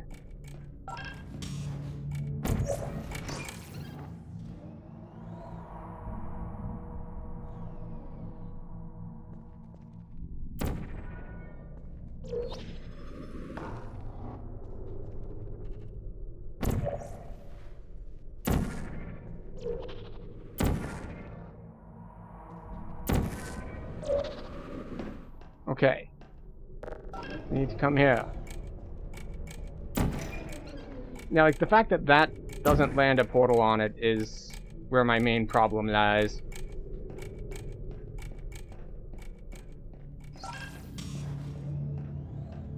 Right. Orange portal there. The timing on this is way tighter than I remember. See, we're probably going to miss it again, because once again, our first portal did not hit.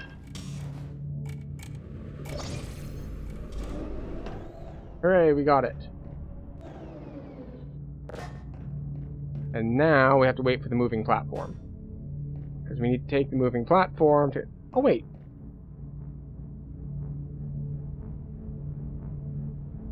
Well then. I was making it too complex. I hadn't seen that section of the floor down there, so I could fling in this room.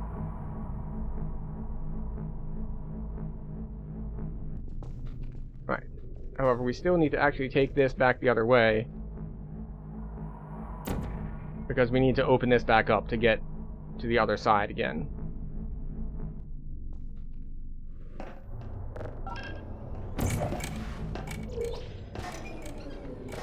Off we go!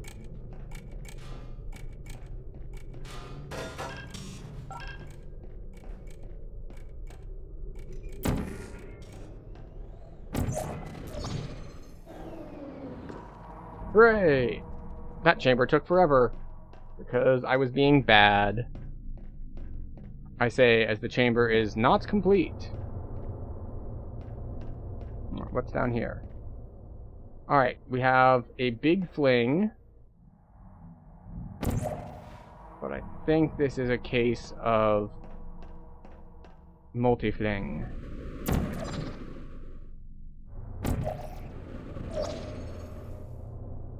Alright.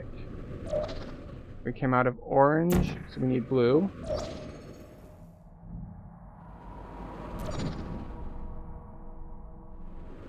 So now we need to put orange.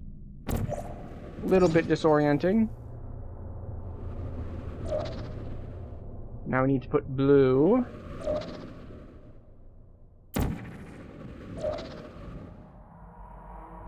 Now I need to put orange there.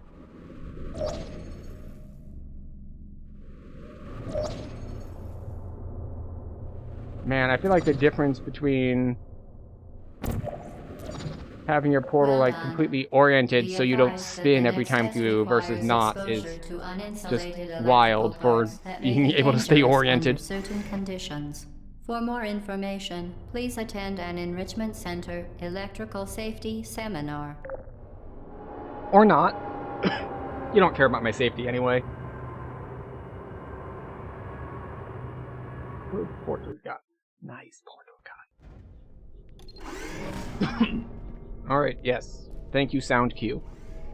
Welcome to the final test. When you are done, you will drop the device in the Equipment Recovery Annex. Enrichment Center regulations require both hands to be empty before any cake. Okay. Alright, so a portal needs to go here. But where are we trying to put it? We use these moving platforms to add time pressure to puzzles. A sequence of simple decisions feels much more climactic under time pressure, in contrast to most puzzles in Portal which can be solved at the player's leisure. Puzzles that aren't time-bound can be more complex, but at the expense of being less dramatic.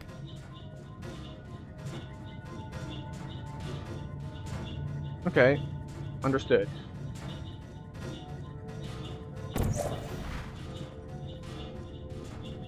So we need this to be here.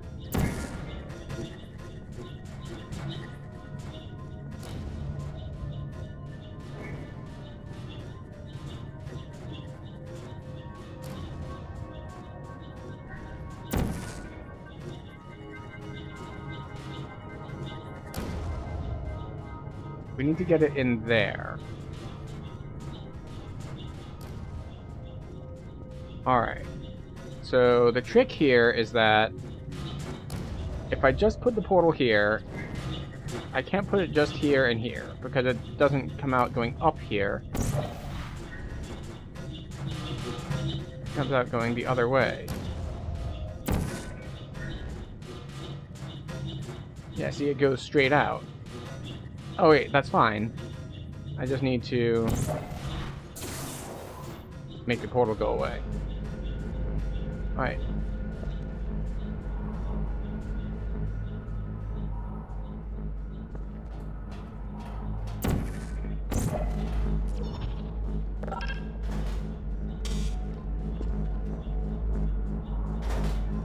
Excuse you, what?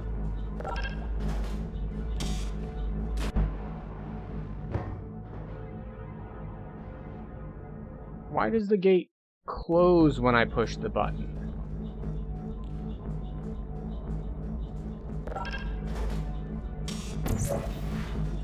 There we go.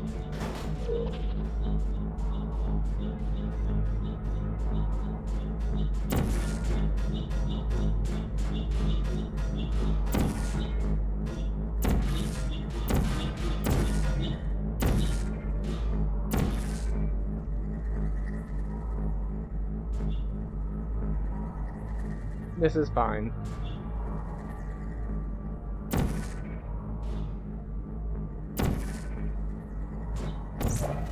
Sometimes little details make a huge difference.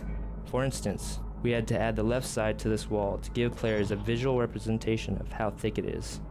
Without it, playtesters frequently thought that the hall had just gotten impossibly narrower, panicked, and stopped making rational decisions. Up to 4,000 degrees Kelvin. Rest assured that there is absolutely no chance of a dangerous equipment malfunction prior to your victory incandescence. Thank you for participating in this Aperture Science computer-aided enrichment activity. Goodbye. Before the player escapes the fire pit, the AI dialogue is all delivered in a computerized monotone. After the escape, however, Gladys gets progressively more expressive until, by the end, she's cycling through a whole mess of emotions. The role required an actor capable of mimicking the computer-generated voice while still infusing it with some real character. Since we planned to end the game with a song, she also needed to have a good singing voice. The woman we ended up casting, Ellen McLean, is a great mimic, a terrific actor, and a classically trained operatic soprano, so that worked out pretty good. We are throwing a party in honor of your tremendous success. Place the device on the ground, then lie on your stomach with your arms at your sides. A party associate will arrive shortly to collect you for your party. Okay. Make no further attempt to leave the testing I believe it is area. fling time? Assume the party escort submission position or you will miss the party.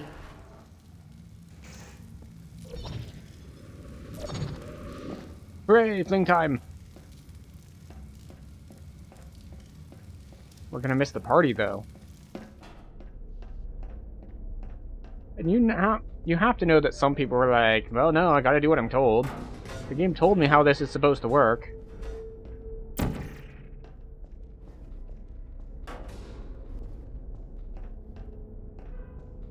Alright, where is the portalable surface? Oh, there it is.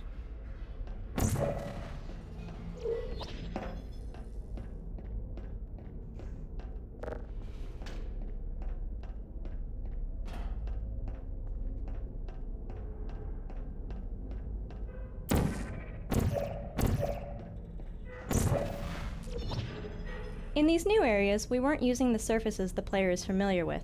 The rules for which new surfaces portals can be placed on, and which surfaces are off-limits, needed to be taught. So, we created this area both to show the player they've escaped into the guts of the facility, and to retrain them in which surfaces are valid for portal placement. I don't feel particularly retrained.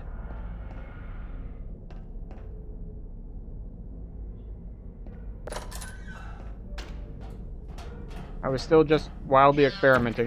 Where are you? I know you're there. I can feel you here. Hello? Is it me you're looking for?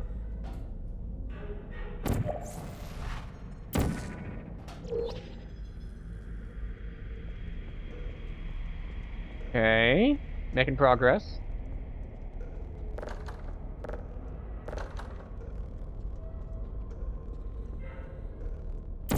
Guess we try over there.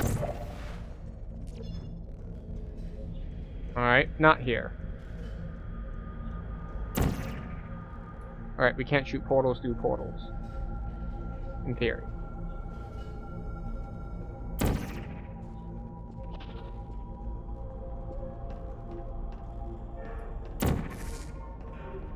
We can fling. Kind of. Can we fling? I feel like I'm flinging to my death if I do this.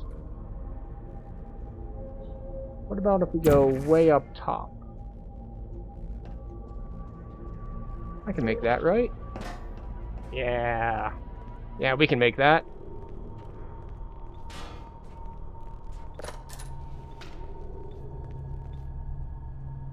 I went to Portal's, I Googled Portal in game, and I went to the trailer, and I just loved it. I loved hearing my voice. And as I told the production team, I have never played a computer game in my life, but I want to play this one. Neat. Alright, so we have an overview that we can see this... Wait, this is the puzzle we did before. So we have looped around, so now we're in the observation deck. That's an excellent touch, I like that.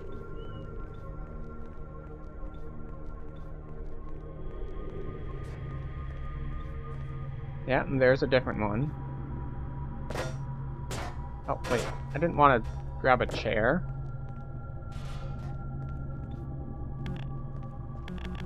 Oh, I can't interact with that through the wall. Okay, fine, fair enough.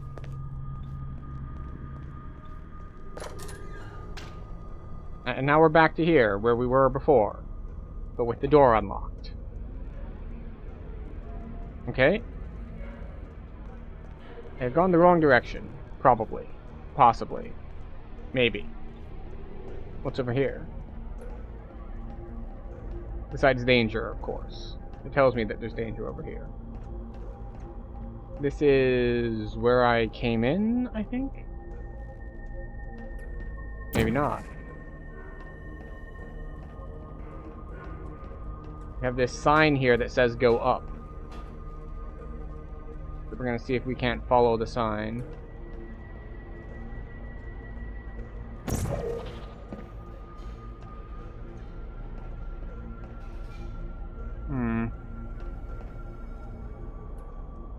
We fling?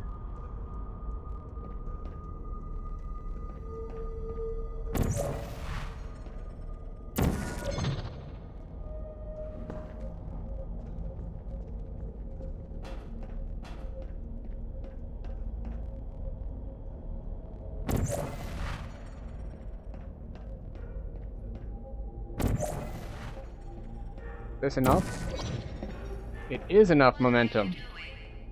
You haven't escaped, you know. You're not even going the right way. Hello? Is anyone there? No, no GLaDOS. There's no one here. I'm sure this is fine. Everyone knows pneumatic tubes work great when there are giant holes in them.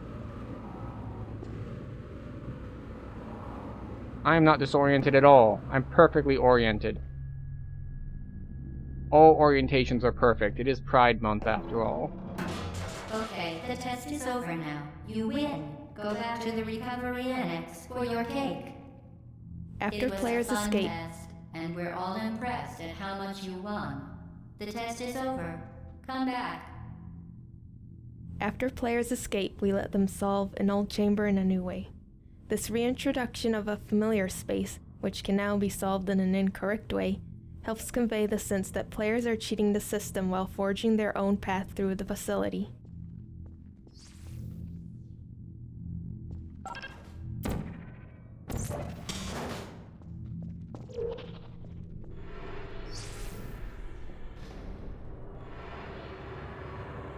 Okay.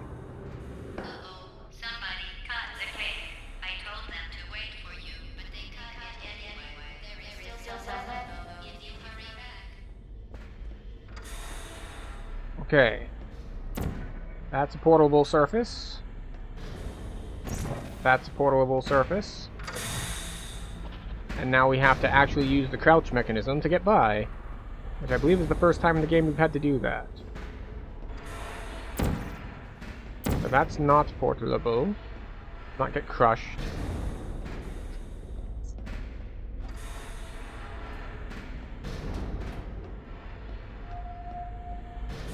I feel like there's a lot here that could crush us.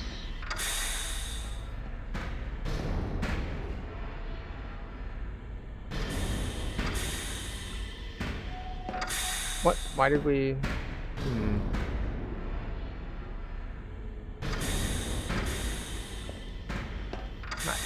Definitely not high enough for that.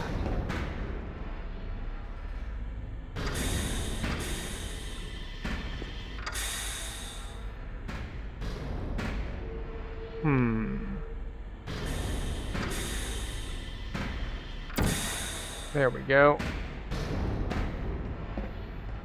Alright, we go around.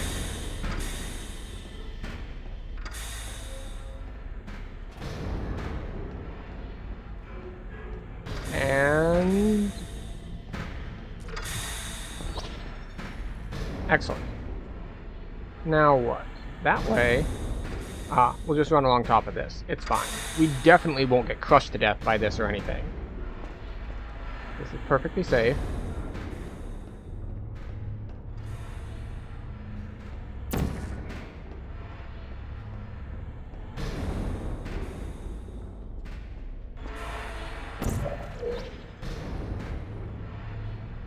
Okay.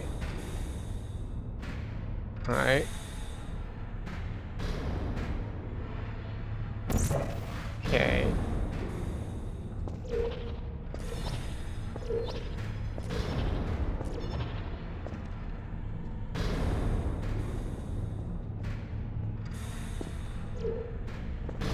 There we go. Needed to get a little bit of a jump in there. Oh, loading. Loading.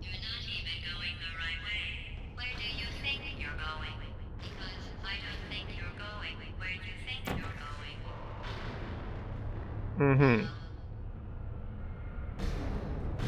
Alright, let's get that, One bizarre fact of game design is that without some serious prompting, players will rarely look up.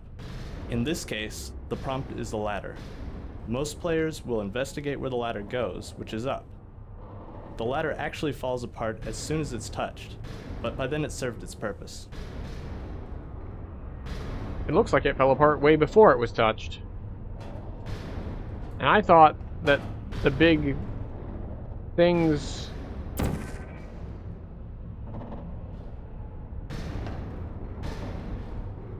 I've made a mistake.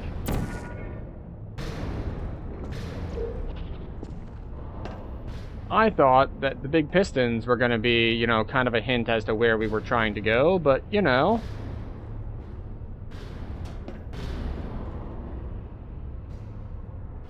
Alright, so I'm going to get shoved into a blue portal. Which means I need to shoot an orange portal.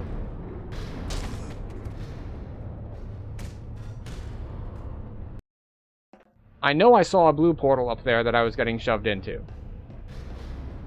I am confident that I did that.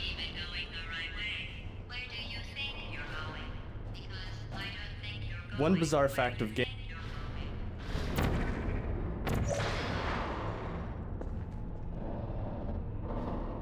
Oh, the middle one doesn't crush you? Doesn't go up high enough? That one does. And you can see how it's discolored to point you the right way.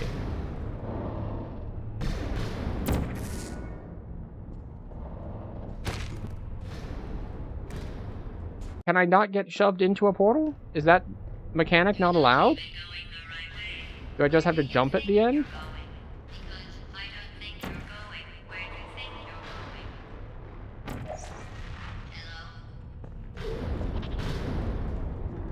Okay. We designed the post-escape levels to give players brief glimpses of the inner workings of the Enrichment Center. This particular area exposes part of the storage cube distribution system. These little vignettes help make this section of the game visually distinct from the testing chambers, while reinforcing the idea that players are now behind the scenes. Okay. Cube distribution system, excellent. Through playtesting, we discovered that fatigue set in if we didn't break up the more complicated, deliberately paced...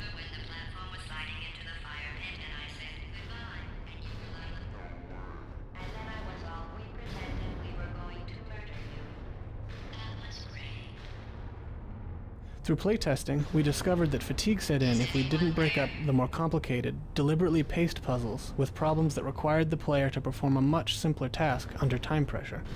These pistons proved to be a good foundation for that simpler type of puzzle.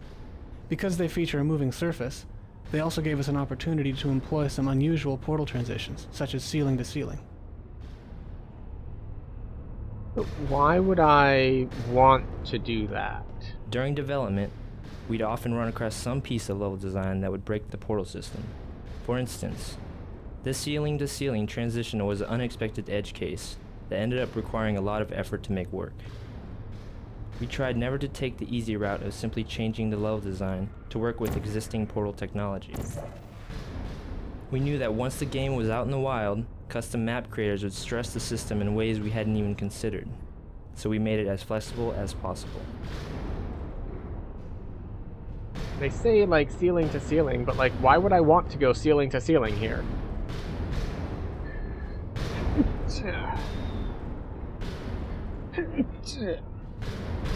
Presumably, it's this ceiling to a ceiling out here.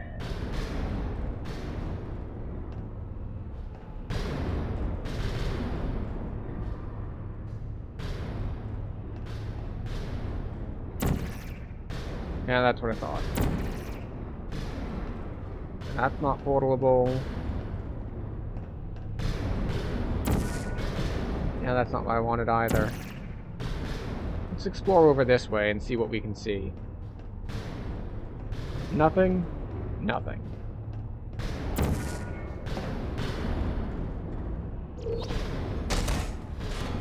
Yeah, that's what I thought would happen, because both of them hit the ceiling at the same time. Through playtesting, we discovered that fatigue set in if we didn't bring... During development,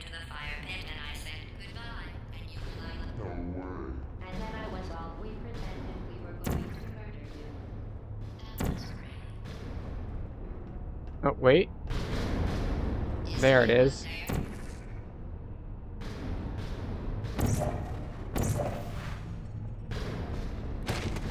Oh, I missed it. That one's on me.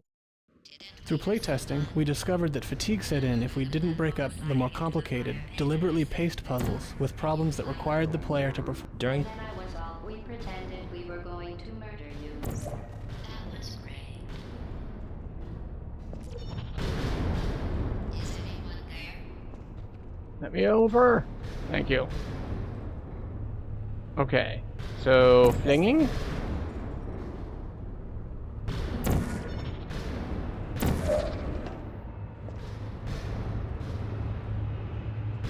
Okay, so we're on a piston again.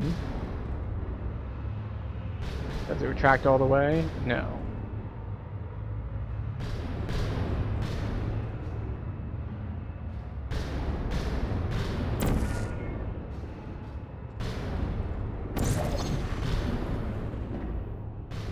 Burn it. And we're back down here again.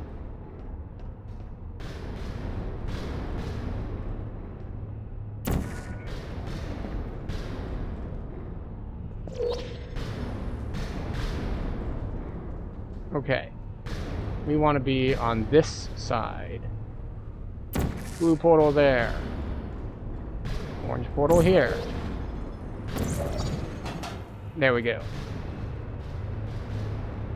That's a lot of pistons. You really shouldn't be here. This isn't safe for you. It's not too late for you to turn back. I'm not angry. Just go back to the testing area. Mm-hmm. Over here.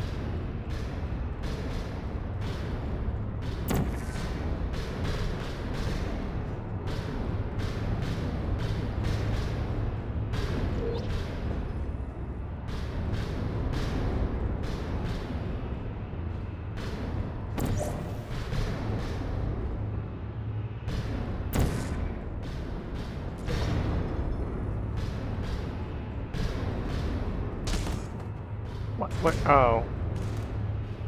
I did not plan far enough ahead. Okay.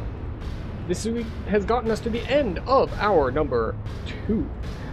And because we're at the end of our number 2, it is time once again for our health and wellness break, where we take better care of ourselves. You take better care of yourselves. And we do this by taking a break from the game, standing up, stretching, refilling our drink, grabbing a snack, and just moving around in general instead of sitting in a chair and staring for the whole time that we're here.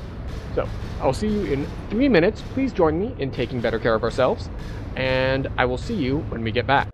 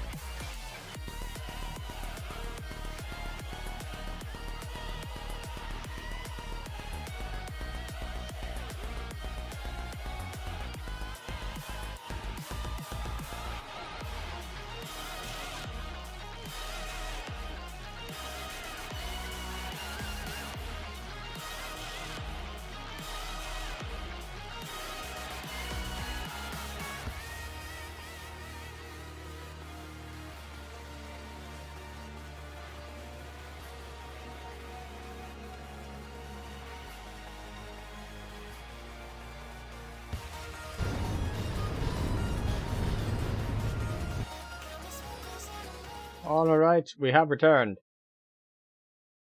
We are back for more portaling. So try to figure out the right way to get through all this.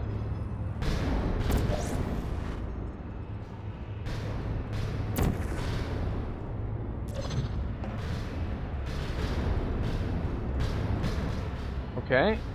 It's not necessarily what I wanted, but it might be the right way anyway.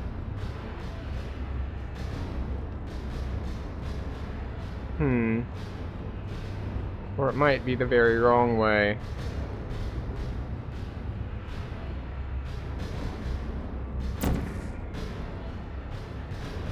See if we can't get back out of here.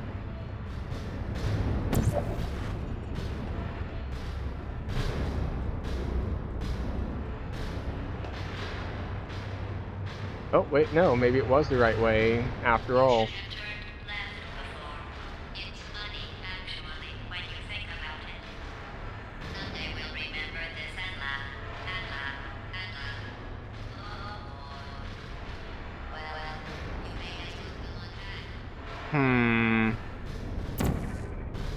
Alright, so I need to get on top of that, but I need an entry point.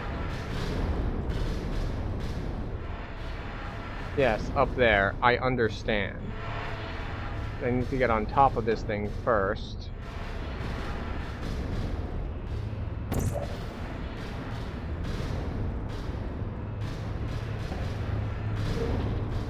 Hooray! A little bit of timing and we're good. But I hope everyone had a good and productive break. And by productive, I don't necessarily mean like work. Getting your side gig done, getting that bag, although if you are doing that, that is good too. I more meant that you are able to take good care of yourself. In the sound booth, you're only connected to the production team by an intercom, and they can talk about you, and you don't know what they're saying. But you trust that they're being kind.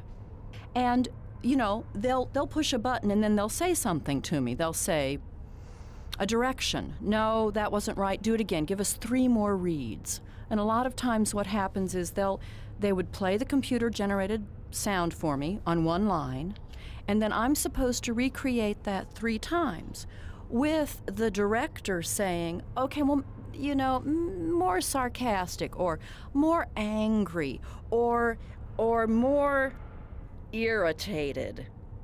So you stand in the booth hour after hour after hour. They're always very nice. They let you have water in here and maybe a pencil to take a few notes. Oh. And of course you want it to be interesting because you want them to hire you again.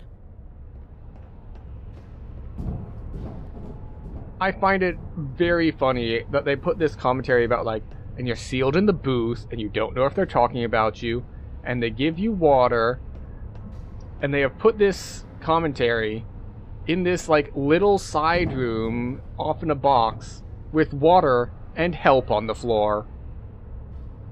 Well done, developer commentary.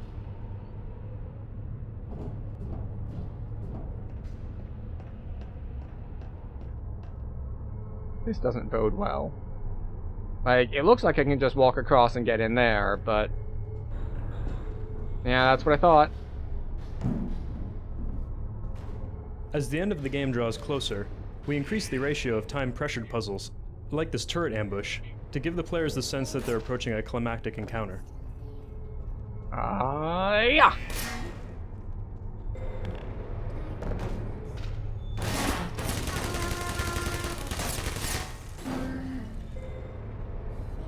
Yeah!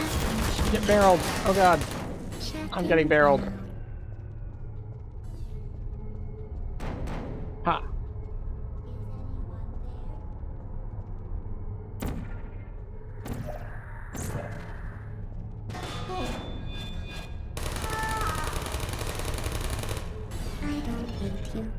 An important design goal of these post-escape levels was to give players the sense that they're running wild inside the guts of the facility. With that in mind, we added plenty of nooks and crannies for players to crawl into or place portals through. This ended up being a tricky lighting challenge, as the areas needed to be bright enough to navigate, while still being dim enough to feel like obscure, disused sections of the building. Good people don't end up here. Can you hear me? Mm-hmm, I can hear you.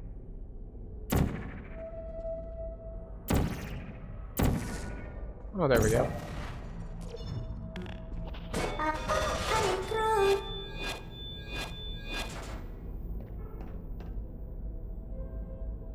Are you gonna... No, you're not gonna fire? Okay.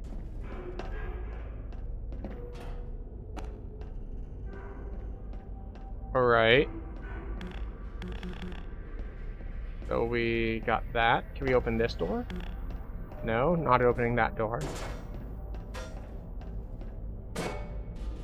Out of the way! So this is where we came in, right? Yeah, we came in from there. And then we got dropped down.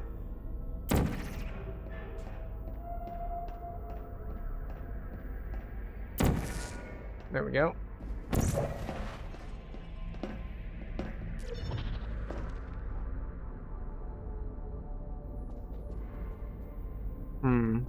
I think this might be a case of we want to be on top of a thing. So here we are on top of a thing. And then what?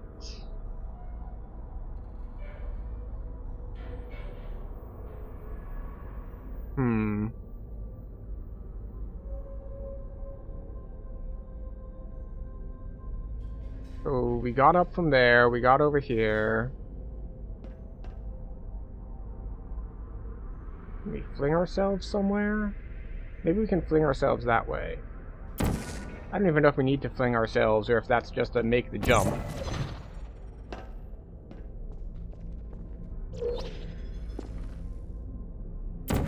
Let's try if it's like just jump it. Alright, that's a skill issue.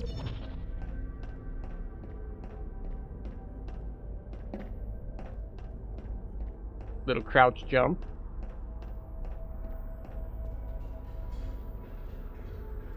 Okay, we have found an enemy, so we're going the right direction. Hey.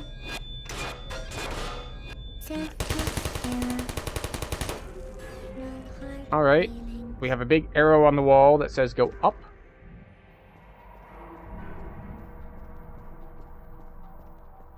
Or at least go this way. It told me to walk this way.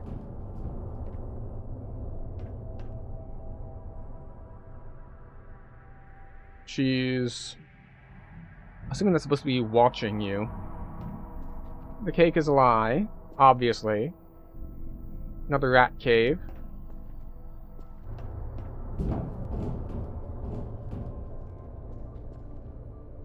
Okay, so...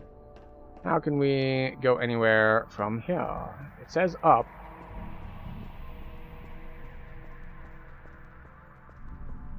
Alright, so we have a fling opportunity here.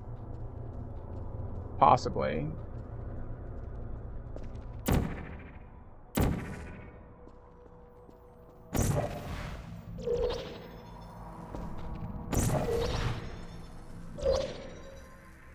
Excellent. We're getting to a nice cleaner area again. This is your fault. It didn't have to be like this. I'm not kidding now. Turn back, or I will kill you. Sure you will. I'm going to kill you, and all the cake is gone. You don't even care, do you? No, this not is really. Your last chance.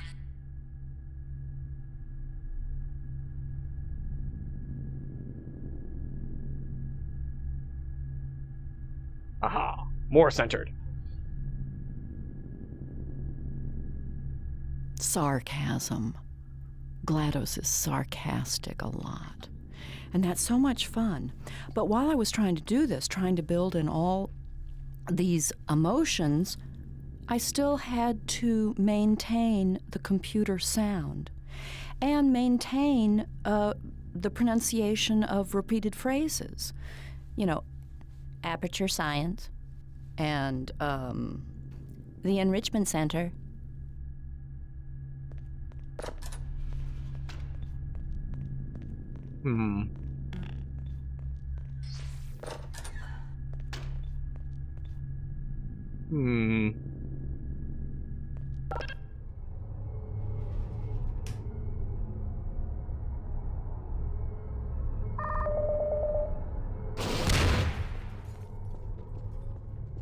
These rocket sentries originally fired lasers. We switched from lasers to rockets after we introduced the glass breaking mechanic, mainly because glass shattering in a massive rocket explosion turned out to be a lot more satisfying than glass just slowly being melted by a laser. Originally, they also spoke, just like the bullet turrets. Because players often redirect the rockets with their backs to the turret, however, a distinct, uncluttered sound cue was required. The voice simply added too much noise to the rocket redirect mechanic. I don't remember this mechanic at all.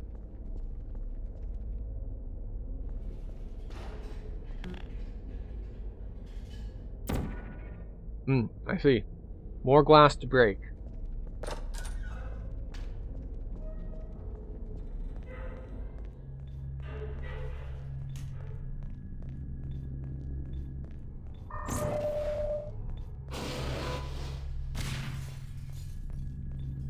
Yep, and we heard that sound cue too, that the glass in here broke.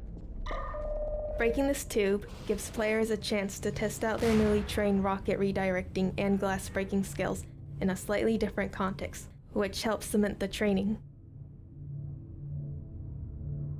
Okay, so we want to break the tube.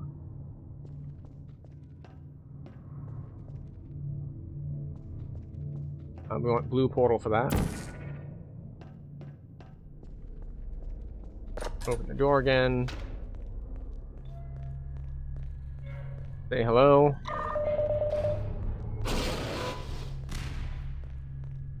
I wonder if we got it right. I felt like I was maybe looking at the wrong section. Alright.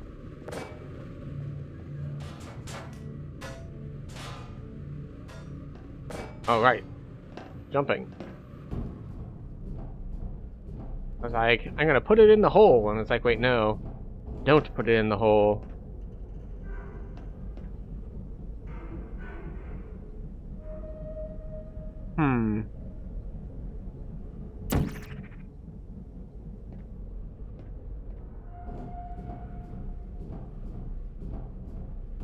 You just got here?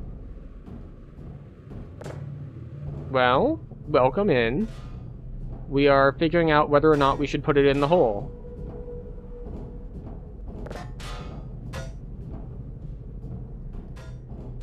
And once we figure out if the general idea is fine, then we have to figure out specifically which hole is most appropriate.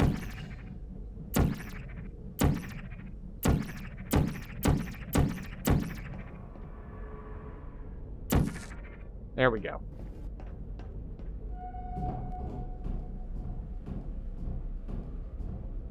So, welcome in, need more chai.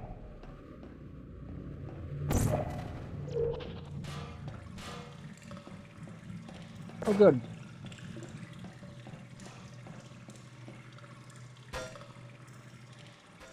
Farewell. Gonna give me another one?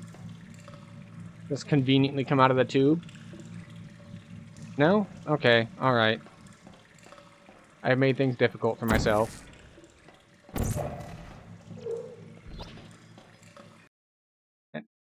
Oh, loading screen, okay. Like, wait, what's going on? Oh no, we're just loading, it's fine.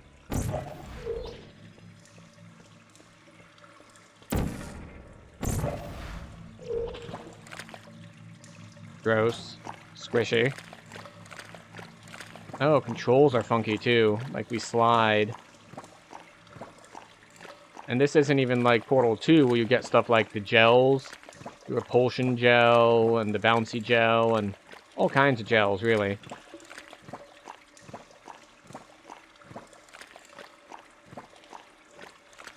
Alright, so...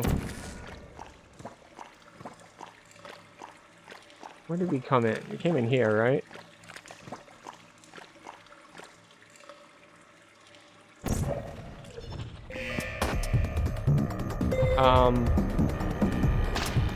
Excuse you, what?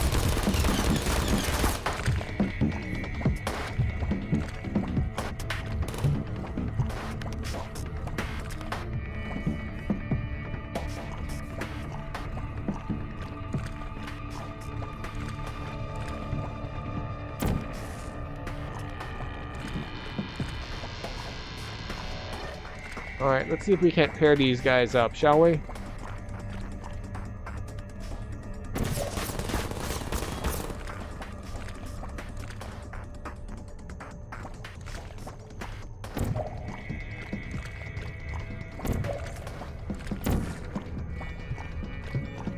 Secret Agent Man. Secret Agent Man. They're giving you a number and taking away your name.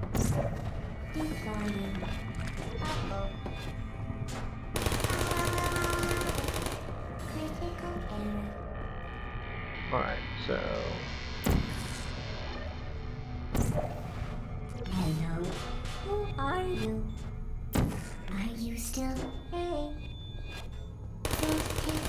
This massive turret ambush was originally a lot more massive, with turrets that dropped from the ceiling and popped out of surprise hatches. In fact, for a while, it was the game's climactic battle. Through playtesting, we learned that this type of pure combat experience didn't really fit with the preceding few hours of player training.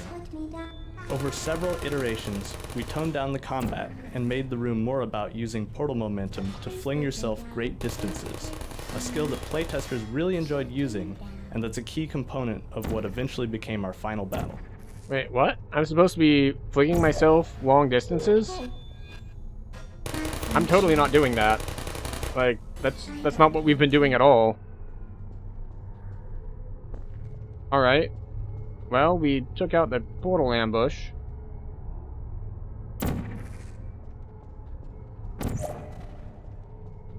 Most of it.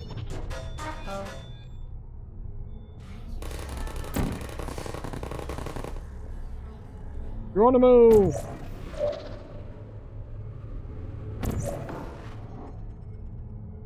Okay. Alright. So we gotta do a kind of a double fling thing.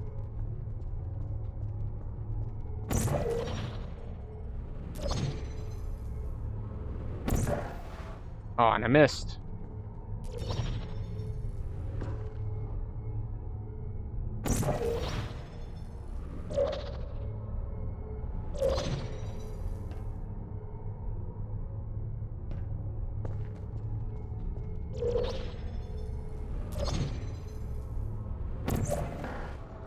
I need to fire once I am closer to the ground.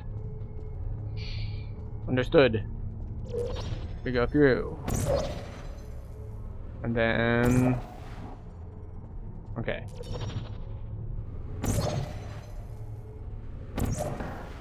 Further ahead.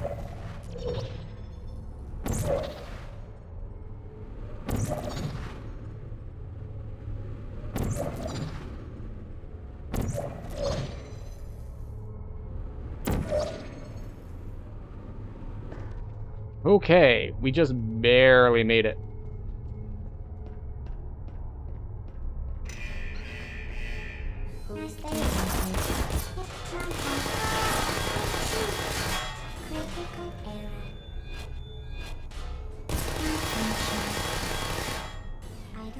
Was I supposed to use a portal to solve that problem instead of just face checking it?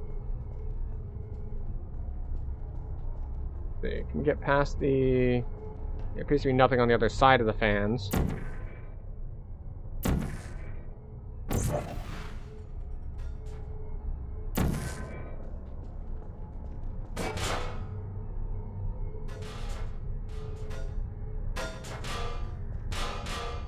Alright, you know what we'll do? We'll shoot a portal there. And then we jump down and something get through. There we go. Now, we just need to get ourselves over here. Originally, these catwalks were decorative, but playtesters consistently thought they were significant, and often spent a lot of time trying to reach them.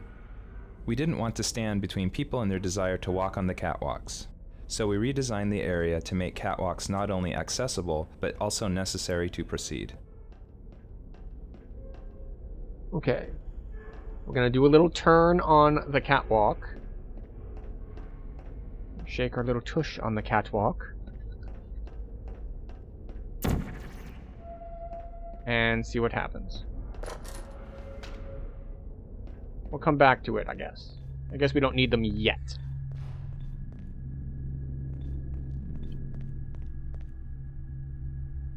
Alright. a case study, genetic life form and disk operating system. Dollar and cents competing with Black Mesa for DoD and government-wide acquisition contracts. So is that what GLaDOS stands for, actually? The previous one. Black Mesa is 2.6% of all DoD contracts. 88% from no bids or excluded sources bids. And not bound by the Government Performance and Results Act. I see. Aperture Science is proposing a lot. But they're not getting anywhere, which is unfortunate for them.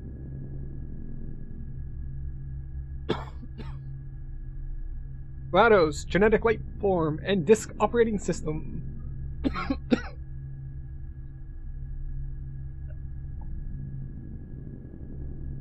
Arguably alive. And I am arguably dead from choking on water.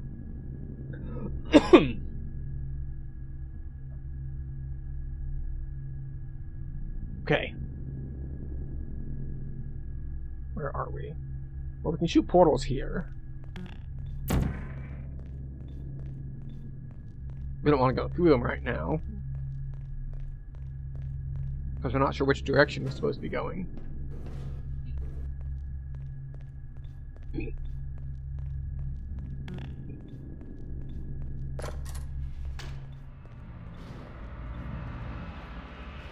This feels too easy. Well, you found me. Congratulations. Was it worth it? Because despite your violent behavior, the only thing you've managed to break so far is my heart. Maybe you could settle for that, and we'll just call it a day. I guess we both know that isn't going to happen. You chose this path. Now I have a surprise for you. Deploying surprise in 5, 4... Time out for a second. That wasn't supposed to happen. Do you see that thing that fell out of me? What is that? It's not the surprise. I've never seen it before. Never mind. It's a mystery I'll solve later. By myself. Because you'll be dead. You love choking on water? I wouldn't bother with that thing. My guess is that touching it will just make your life even worse, somehow. I will say water is on, like, my top 2 or 3 things to choke on. It's not number 1. In fact, maybe I should make that sort of YouTube video. It's just like, top 10 things to choke on. Number 1 might surprise you. Seriously now. GLaDOS, I'm trying to talk about choking on things. Okay, fine. Do touch it. Pick it up and just stuff it back into me. Alright, I'll touch it and stuff it into you, but you have to have me choke on something. None of us knows what that thing does. Just put it in the corner, and I'll deal with it later. Fine, I'll put it in, GLaDOS. Damn. Needy. That thing is probably some kind of raw sewage container. Go ahead and rub your face all over it. Rub my face on it. Understood. Where are you taking that thing? Maybe you should marry that thing since you love it so much. Do you want to marry it? Well, I won't let you. How does that feel? I feel like... I lied to you. I mean, in this room. Trust me, leave that thing alone. I can't do any of the developer commentary stuff in this room I am being because serious now. That crazy thing is not part of any test protocol.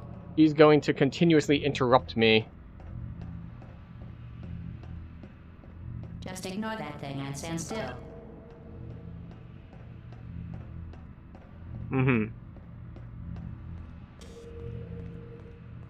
I see. About it. If that thing is important, why don't I know about it? Your number 1 thing to choke on is your own saliva. This tier list is going to come along nicely. It isn't yours, so leave it alone.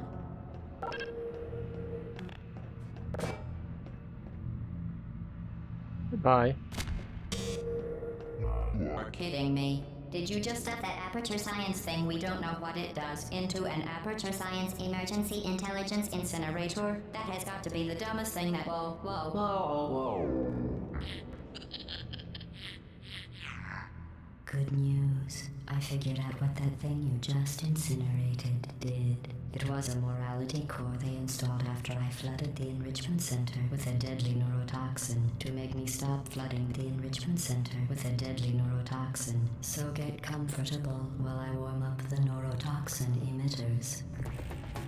Oh, that core may have had some ancillary responsibilities. I can't shut off the turret defenses. Oh well. If you want my advice, you should just lie down in front of a rocket. Trust me. It'll be a lot less painful than the neurotoxin. Alright. Keep doing whatever it is you think you're doing. Telling you and giving you good advice aren't mutually exclusive. The rocket really is the way to go. That thing you burned up isn't important to me. It's the fluid catalytic cracking unit. It makes shoes for orphans. Nice job breaking it, hero.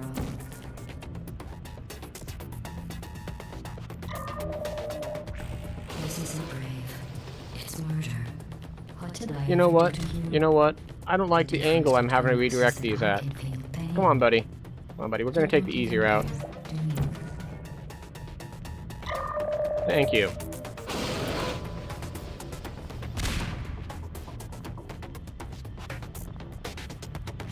Did you hear me?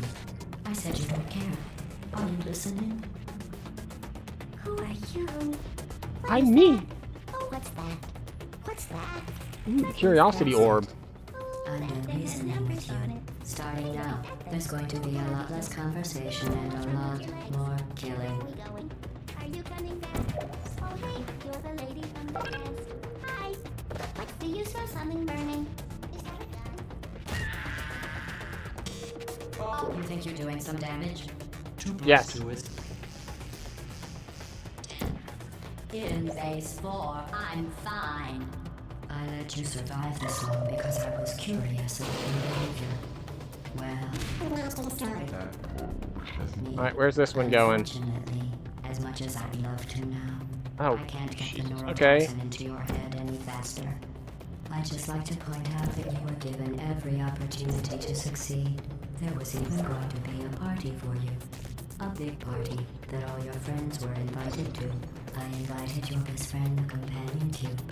Of course, he couldn't come because you murdered him. All your other friends couldn't come either because you don't have any other friends, because of how unlikable you are. It says so right here in your personnel file. Unlikable. Liked by no one. A bitter, unlikable loner whose passing shall not be mourned. Shall not be mourned. Why is he reciting a recipe for cookies? Very formal. Very official. It all. That's right. Neurotoxin. So deadly. Joking. Kidding. When I said deadly neurotoxin, the deadly was a massive sarcasm core. Alright, where's this last one going? Rub it right into my eyes. Honestly, Are it's you not deadly. kidding me? You, on the other hand, are going to find its deadliness a lot less funny. Who's gonna make the cake when I'm gone? You. Okay, that went way better than I thought. This core understands me. Come, let us together.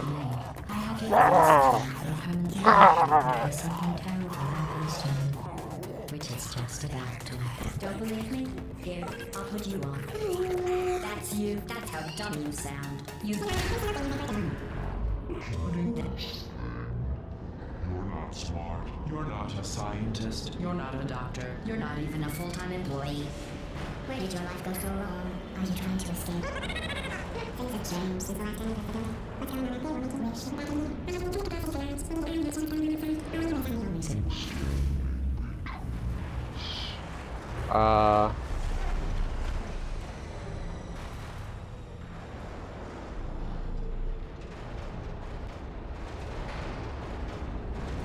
The fiction behind this red phone is that while Gladys was being developed, it was somebody's job to sit by it.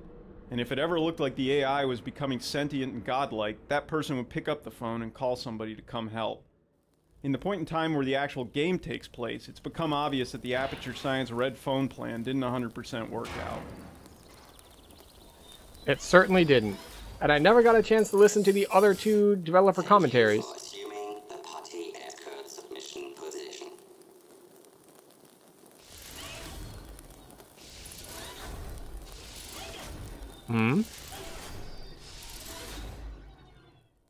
Because GLaDOS keeps talking the whole time.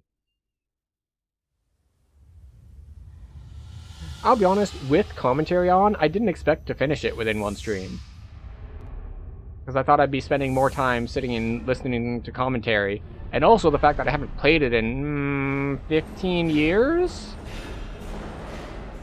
I wasn't expecting to actually clear it. Huh. A little bit of a shorter stream, I guess? Or we just hop over to DDO to finish out. We will, of course, listen to the song, though. Obviously.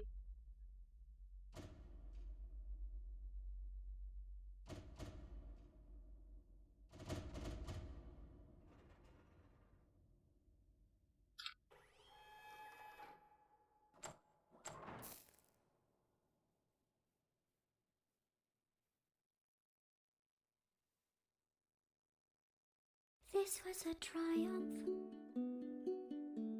I'm making a note here, huge success. It's hard to overstate my satisfaction. Aperture science. We do what we must because we can. For the good of all of us, except the ones who are dead.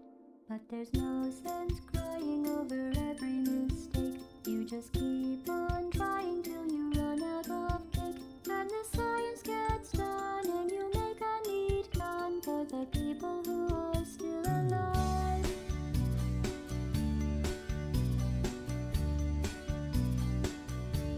I'm not even angry.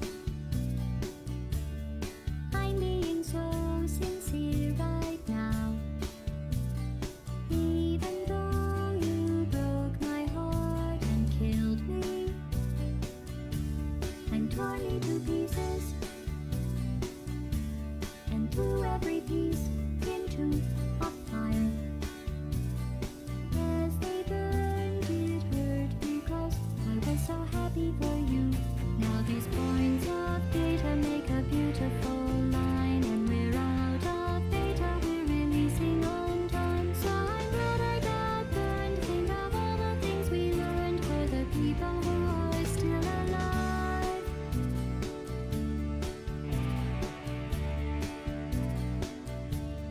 Go ahead and leave me.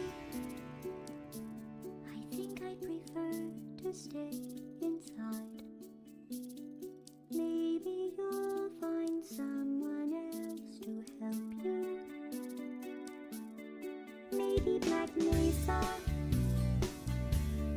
That was a joke, haha, that chance. Anyway, this cake is great. It's so delicious and moist. Look at me still talking when there's science to do. When I look out there, it makes me glad I'm not you. I've experiments to run. There is research to be done on the people who are still alive. And believe me, I am still alive. I'm doing science and I'm still alive. I feel fantastic and I'm still alive. While you're dying, I'll be still alive. And when you're dead, I will be still alive. Still alive. Still alive.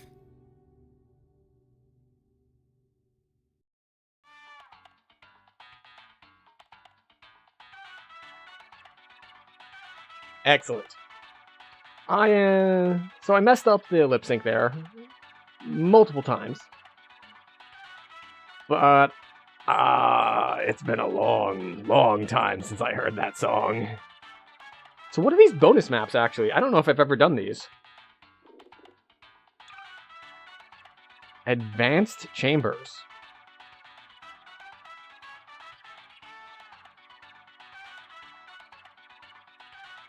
Maybe this is what we do now that we've finished the game proper.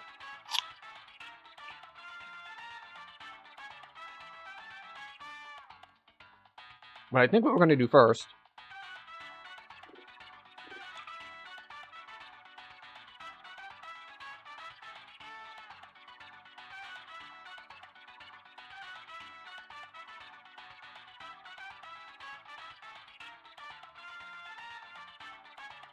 is we're going to come in here. Actually, no, we'll do bonus maps first.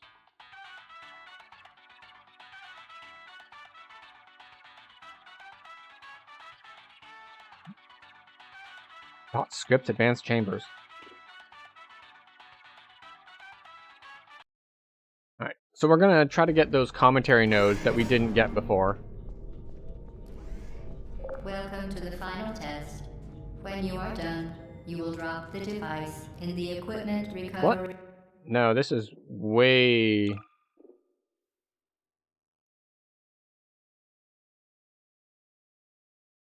Can I not start?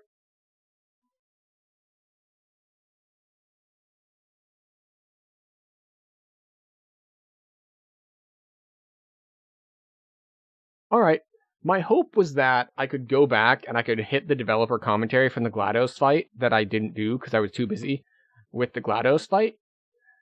But it appears that the closest we can skip to with developer commentary is Chapter 11. Like, still in the test chambers before you get into the back rooms. And that's just not a thing that we're going to do here. So, bonus maps it is.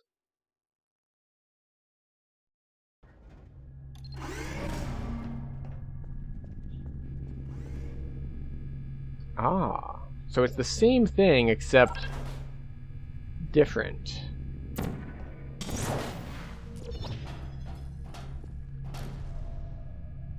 Oh, right. This is one where... Ah, right, yes, okay, got it. We need to...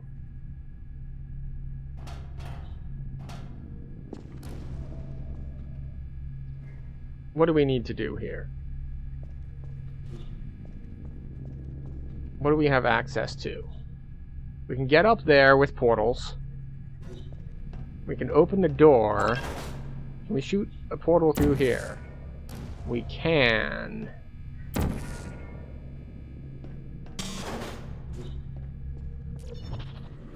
But we missed. Ooh, this is gonna be tricky.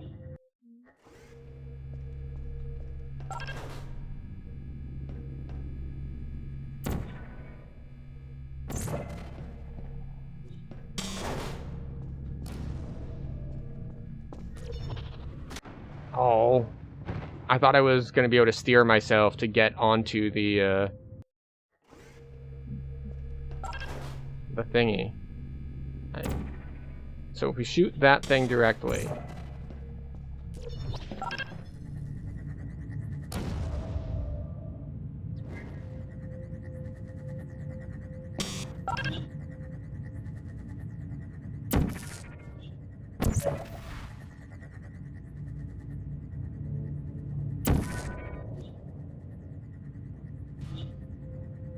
Okay, there we go.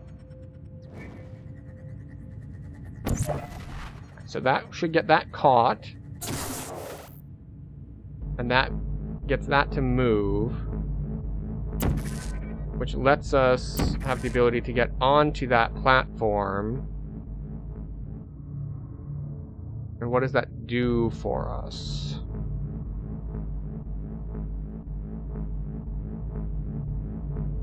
It lets us get the cube.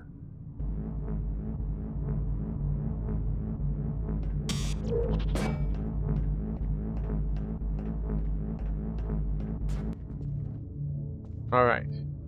Now that we can get to the cube, what can we do? Oh, I was about to say, like, wait, did that glass open?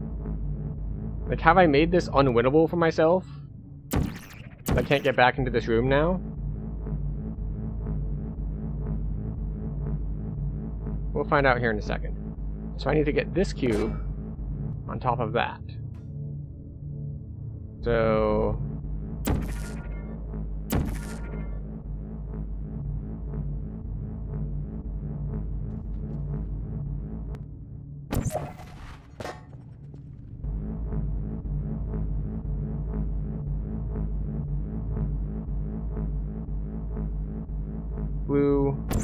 Orange. No, I need to do it while I'm moving towards something. I was gonna jump for that, but it's like, wait, no, I'm moving away from it. Momentum is against me.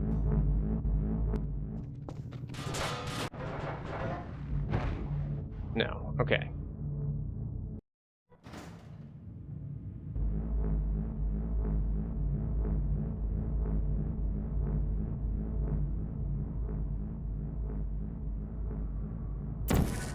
Alright, is this correct? Yes, that will drop it on the button. So I need to get there, and then I need to somehow manage to get from there somewhere else. And that might just be a platform better sort of solution.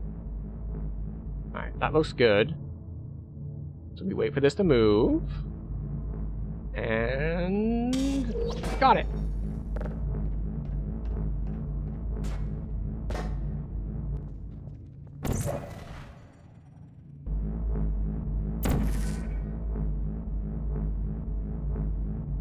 I wonder if I can make that jump. I don't think I can. We're gonna test it. Maybe I can.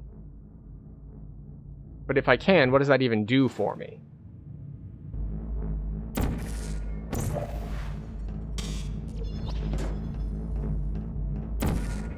Like, I can't get here, like... I'm pretty sure walking through that gap while holding the cube is bad. Unless I back for it? Nah. Okay. Because I figure walking forward, the cube is just going to run into the wall, and either I'll have to let go of it, or it'll, like, bounce me.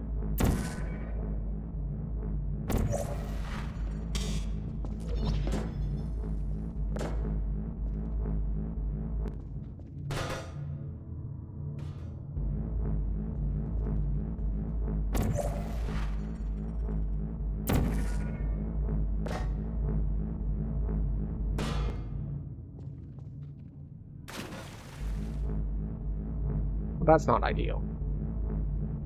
But now we get to see if I can jump that, even if I have no cube. Because we're going to have to reset because we have no cube. So that's just a rendering issue. The glass is still there.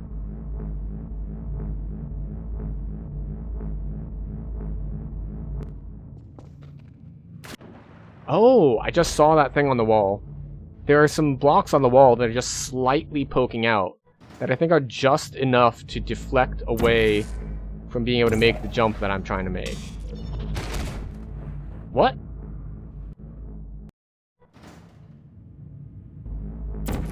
Don't know how that happened.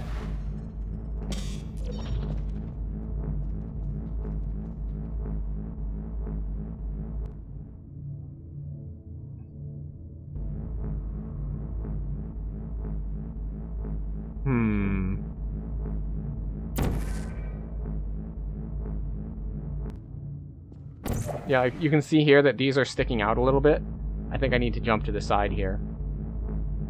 And we'll see if we can do it with, like, different ones of these are sticking out different amounts, just to mess with you, I suppose.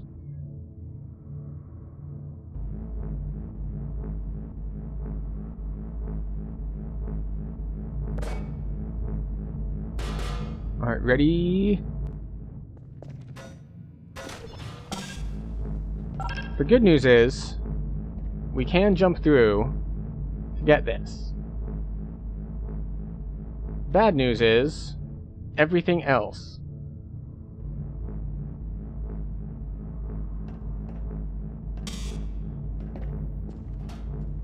So we can make the jump here.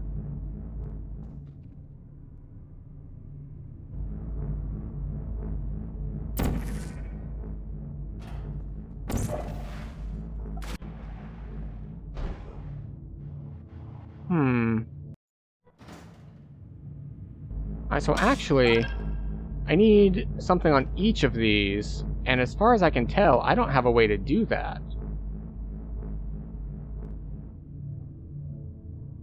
I guess this is why they're the advanced chambers, eh?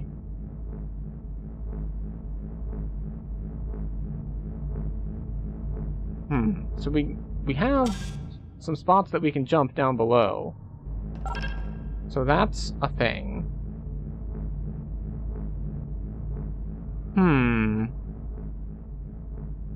So we have one cube.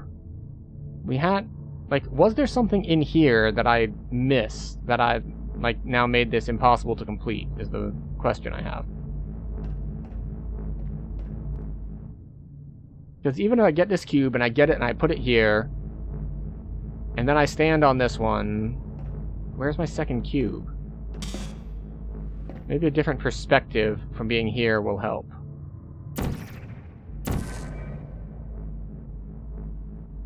Oh, maybe that's it. Maybe this is the safe place to jump and then you can go through the wall. That might be it.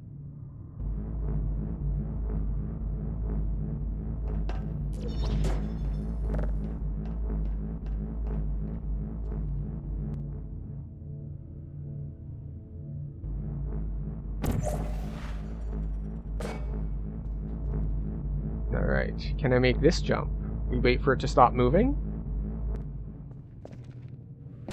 Ah, there we go. And then I fail the jump. That's fine though. I have the route down, or at least part of the route.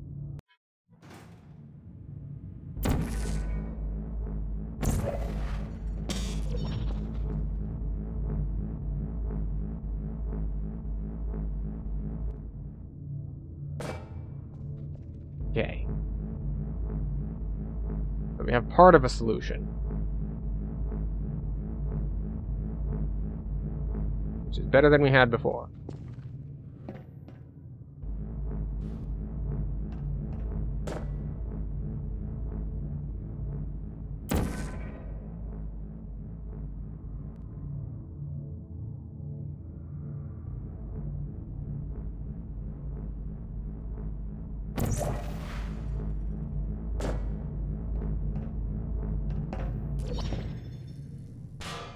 Ooh, buddy. Oh. We failed to jump too.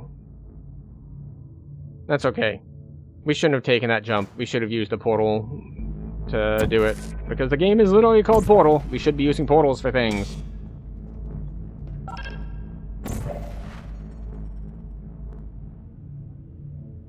I still don't know how I'm supposed to activate the two at once.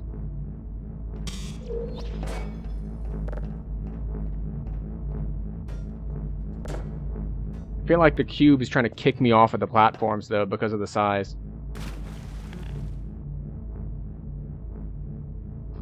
I tried to click to make a portal, and that doesn't work.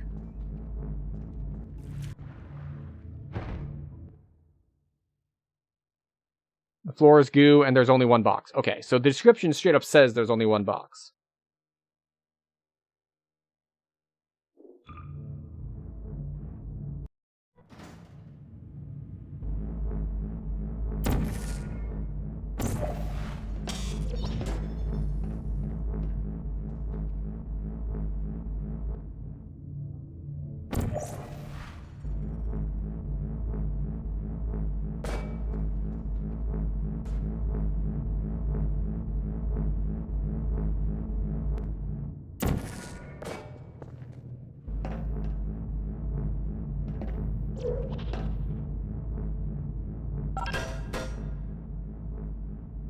Okay. Let me shoot a blue portal here. Jump back down onto the platform. Jump back through the hole.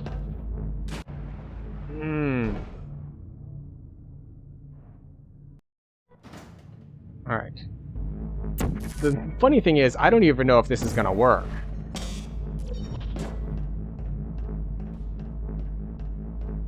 Because even if I manage to step on both at the same time, I don't know if that's going to be sufficient.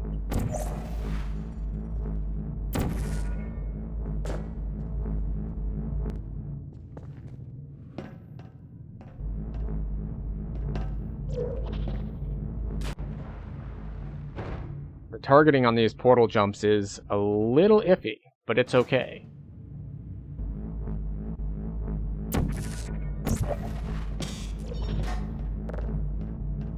Okay, alright.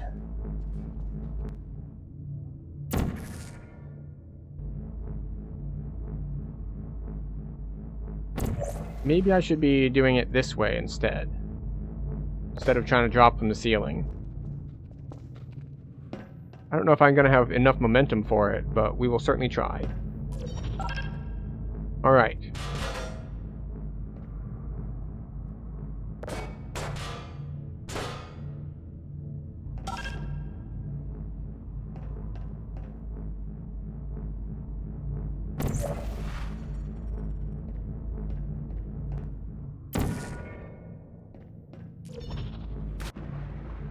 Should have jumped as I came out of the portal. Okay, alright.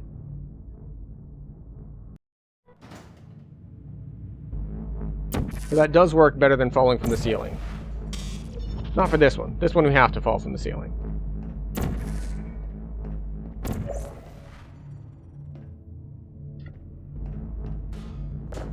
Yeah, like when that rolled, it feels like it's gonna shove me right off the platform, and it's just like, a little bit of a heart attack. It's fine. Little heart attack never killed anyone. What? How did I hit the wall? Okay. Alright. Understood.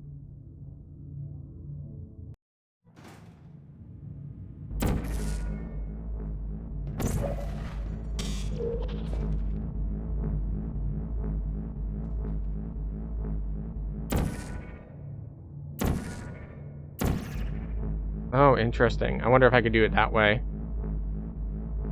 Instead of going down here.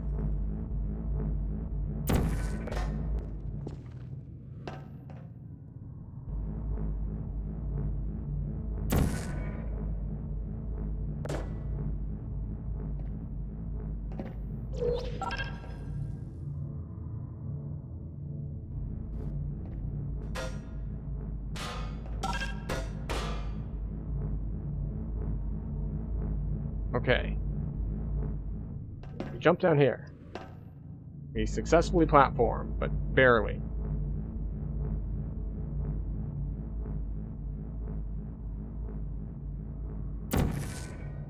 We put this up. We put this up. That is... I can't see what I want to see.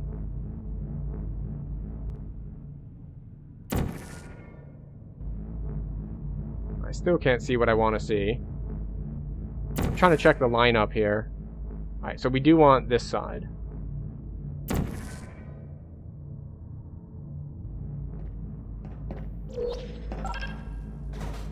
Alright.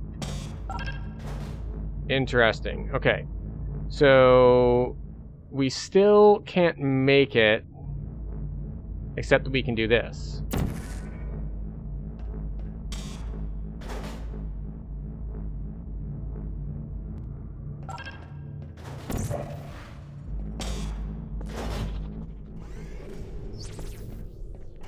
Well, that was, that took us a while. Beat 2 Portal Advanced maps? What do you mean? I only did 1.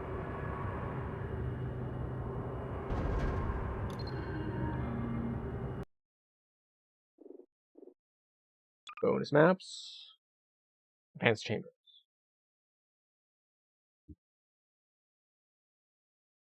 Getting to the box is harder, and moving platforms are removed.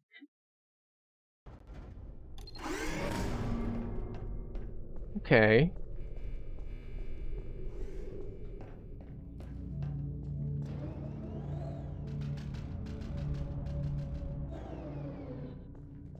Okay.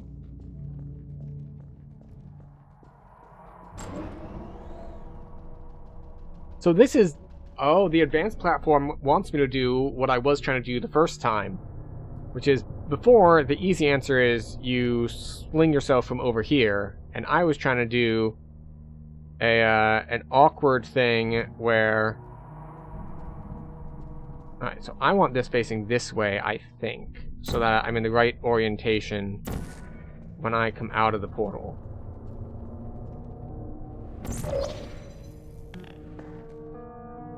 Almost, almost.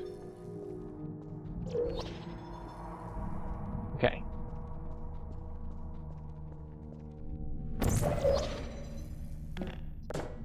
Alright, we got it.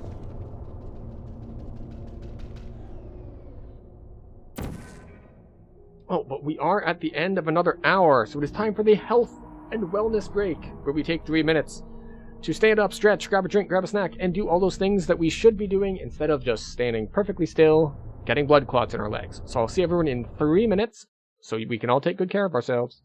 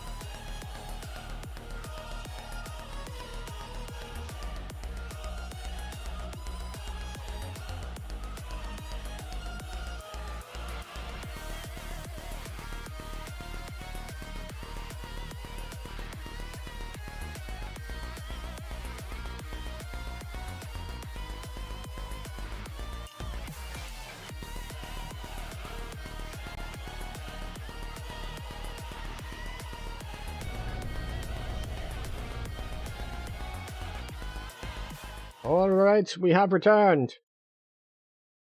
Hope everyone had a good break. We're going to see what we can do about getting the rest of these advanced levels done. So, where were we? Alright, we put a portal there. We got a box. I'm going to say, it said the box is harder to get to.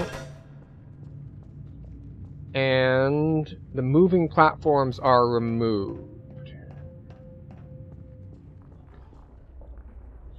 I see. So what we need to do here is we need to get across, as I mentioned in a previous thing, with portals.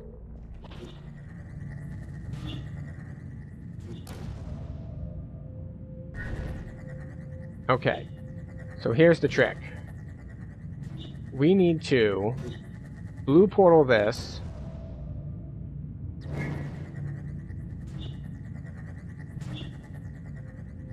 Now we need to orange portal this.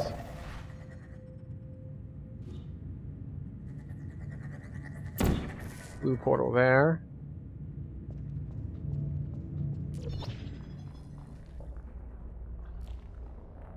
Ah, no. That won't work. Oh, never mind, it will work. Okay, good. So we need to... Blue portal is our exit portal right now. So we need to blue portal that.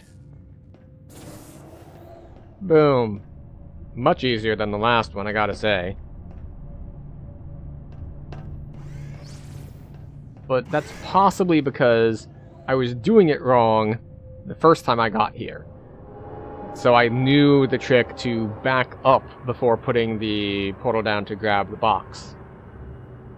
Instead of shooting the portal straight on, I needed to turn around so that when I came out of the portal, I was facing the box.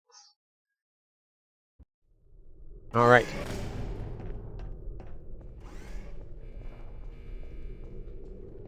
Oh, I didn't, Everything has been made more difficult to test your reflexes and cognitive problem solving. Hooray.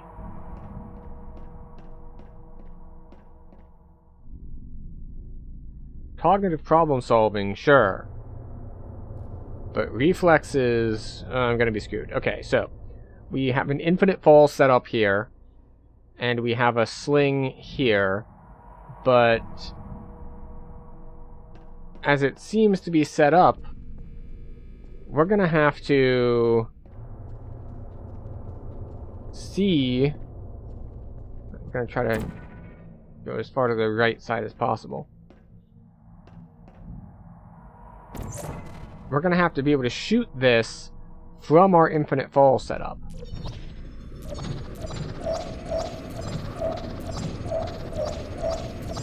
Oh god, why?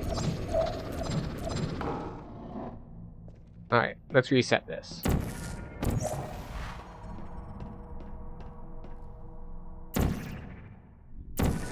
Because it was flipping which way we were facing each time we went through.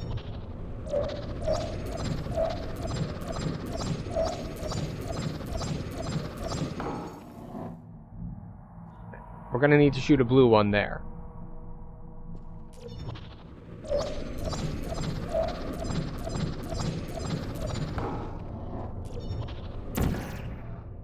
Damn it.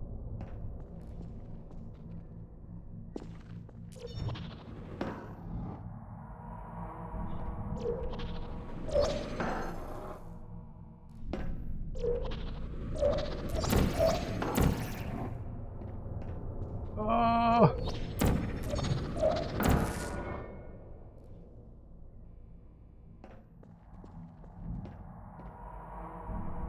Okay. Let's see if we can't make this a little more even by aiming exactly in the middle. Maybe the lineup will work better for us, even if it makes a thinner target for me to hit here.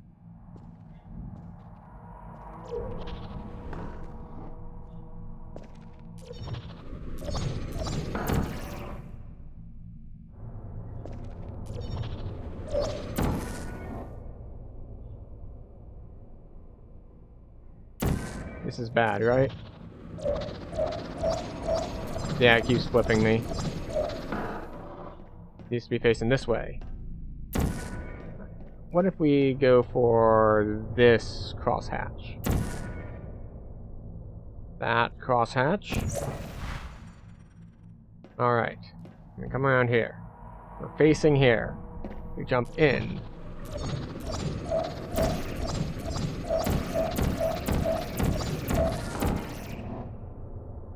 Versus, I needed to shoot orange. We're entering blue. We need to shoot orange at it.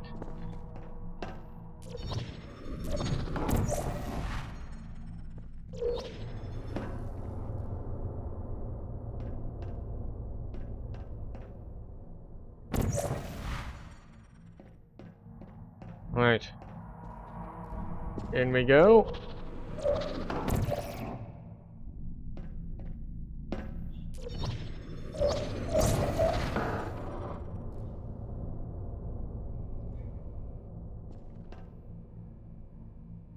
How did I hit this?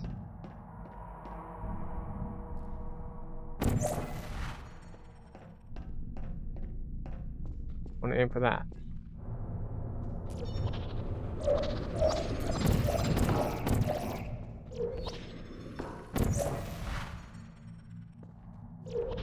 Stop that. Okay. You need to go exactly here. I think the big trick here is getting the lineup right so that I can jump in here and get an actual infinite fall going.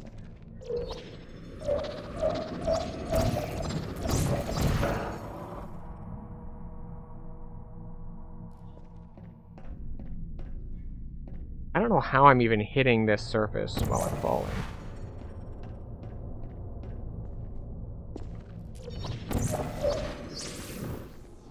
Oh, we only needed to do it once? I thought we needed to do it on the second fall for it to work. Okay. Wait, already? Okay, so, what do we have?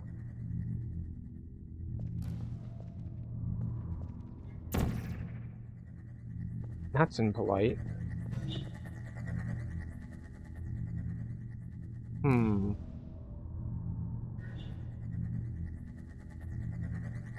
So the question is...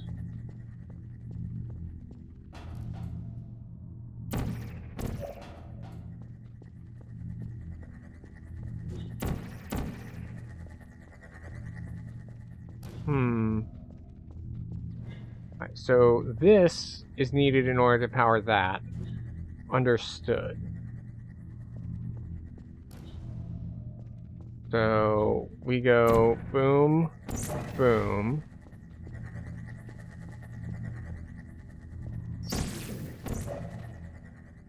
Okay.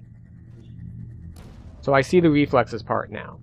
So while we're in here, we need to go boom, boom, without touching the side.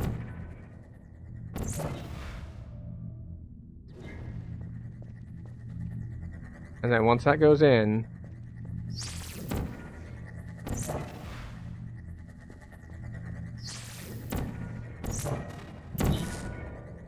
damn it. Yeah. Alright.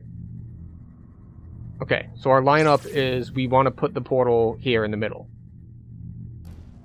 Alright, so our lineups are middle of the middle panel, line on the elevator, and then where that dot is.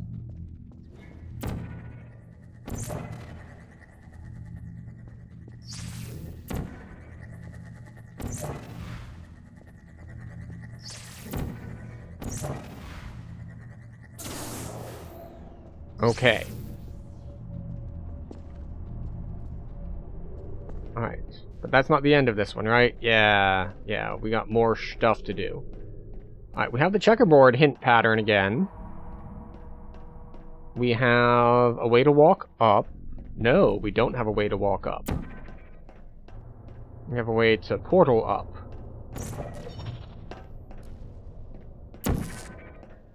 Which keeps us from presetting other portals. Alright. So we have... What do we have? So, okay, we can jump down here. But that doesn't help us any.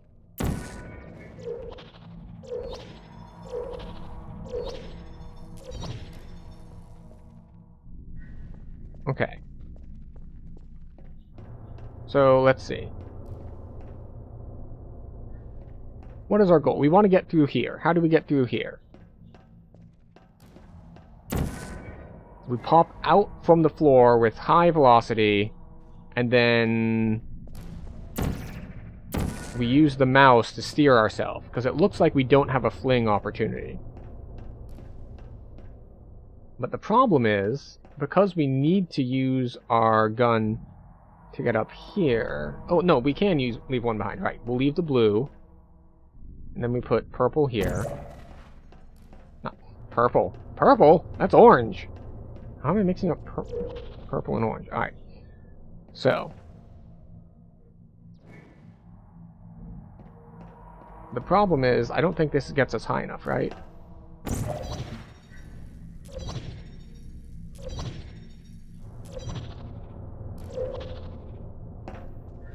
Yeah, I don't think that gets us high enough. But the problem is...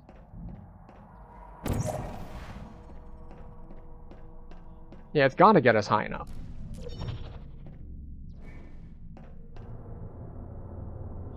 Because otherwise... like, we could set up an infinite fall in here, but then what happens? Like, technically I could use this to fling myself this way, and then I hit the wall in here, and I can't redirect my momentum. Alright, I think this might be a similar case of where we were grabbing the thing earlier. Where we want that to face that way.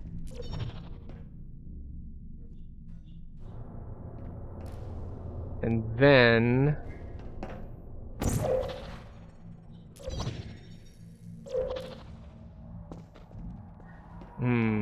closer.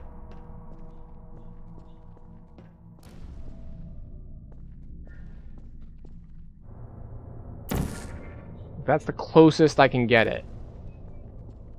I can't shoot portals through, right? Yeah.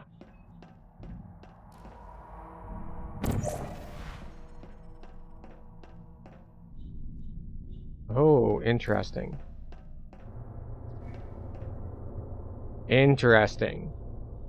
So I wonder if we jump in here, and then we shoot another orange portal below us. Okay. We might have an angle here. We want the orange portal there.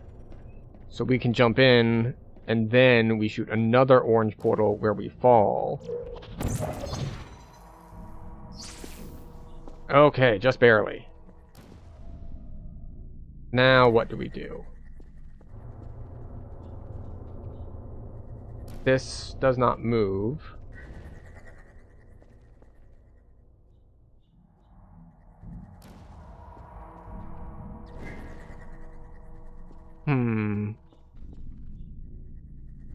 Alright, so what tools do we have? We have a fling, so we need to use the fling thing.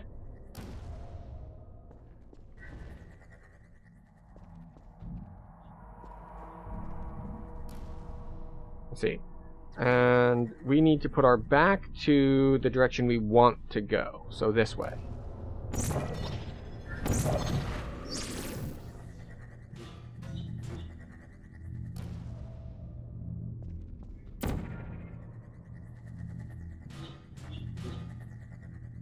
They have messed with us here.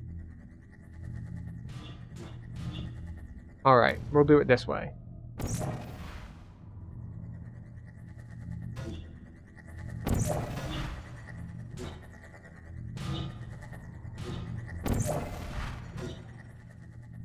Oh, that's still not good enough, because that just sends it back where it started. And I need to send it to this one. And how can I send it to that one? Well, we need to get it off of that one. But getting it off of that one is hard. Because I can't make it come out of the wall here properly.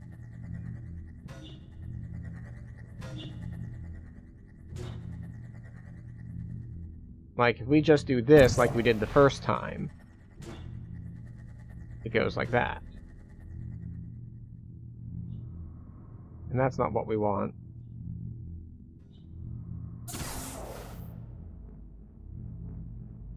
So maybe we have to shoot a blue where it hits, but no, it hits there, so I can't do that. Maybe there.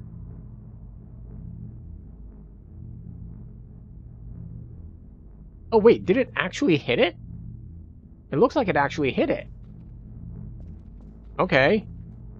Yeah, the platforms are moving. I don't know how that landed, but I'll take it.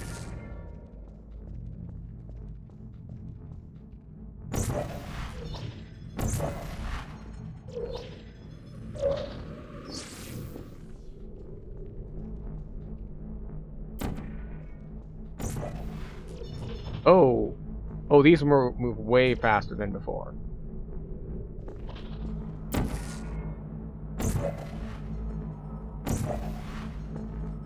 Oh, and we're dead.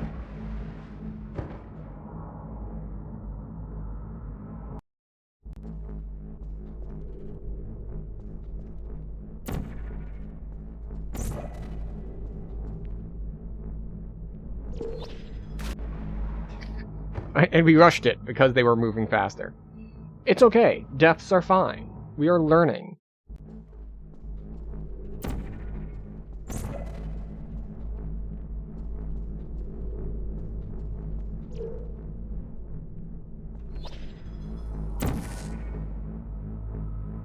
We're going to take this a little bit slower.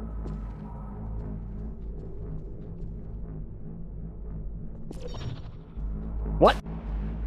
What was with the sudden burst of momentum there? It's just like, I was just trying to jump out a little bit onto a platform, and then it was just like hurling me.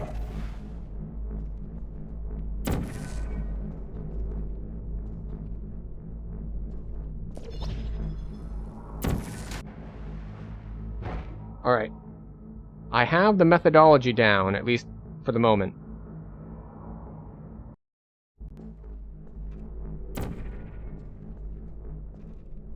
It's the execution that's messing with me.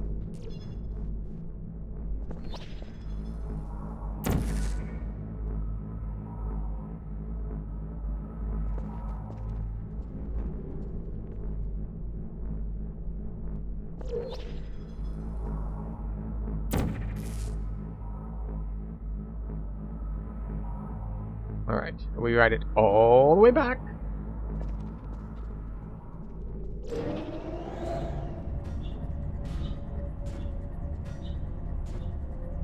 Ah, this one. Okay, right, yes. Oh. Interesting.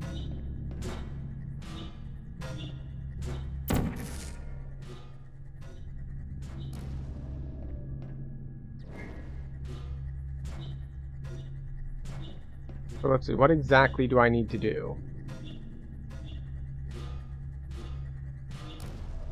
I need to hit this button, jump in there, hit that button, portal, portal.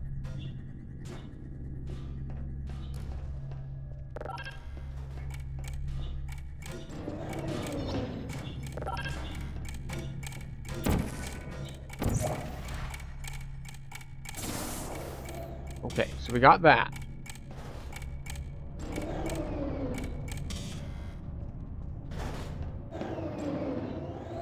Was that all? Okay. Little bit of trouble with the platforming section, but the overall puzzle wasn't bad.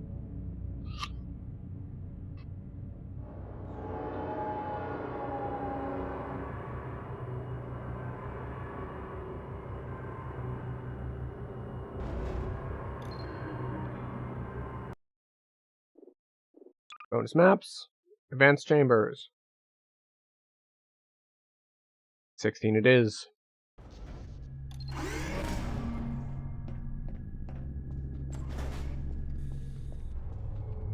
Okay. I see. They're in cages, so I can't pick them up this time.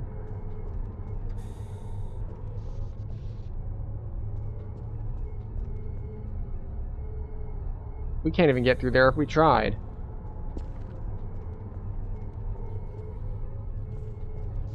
Like, even if I wanted to take that route, I can't. Alright, so what are the portable surfaces that we can see? Like, we can't shoot through the glass. We can't walk by this guy.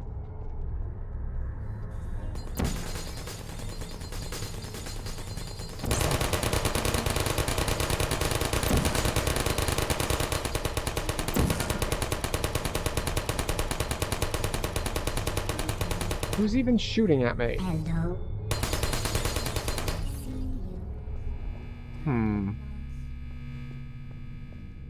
Rescue mode activated. Would you come over here? Alright, so they're immovable now.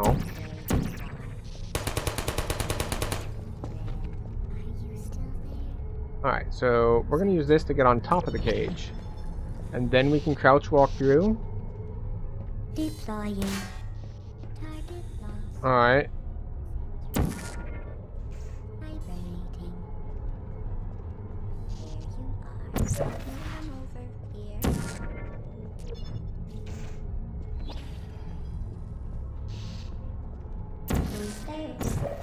Are you still there? Okay. Alright. Goodbye. Hello? Is anyone there? First part's not so bad. This part, I think, is gonna get me, though.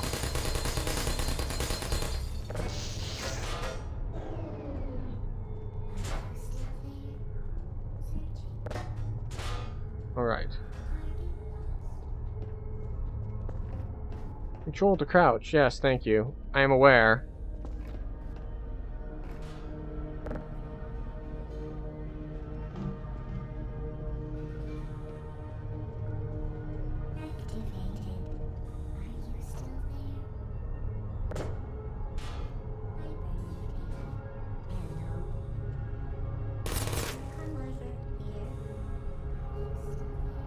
There's one from each side. Let's see. Any portable surfaces? Like, that's not really helpful because he's in a cage, so...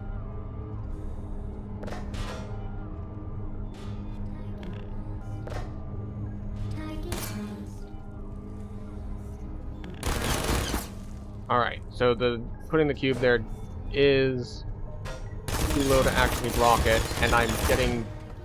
Wow, there was a lot of knockback on that.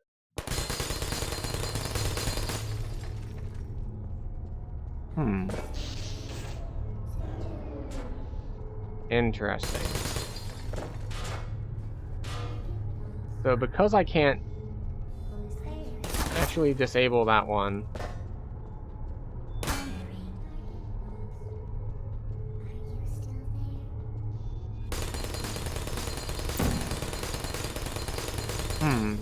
Can I do like a fling thing? Stop that.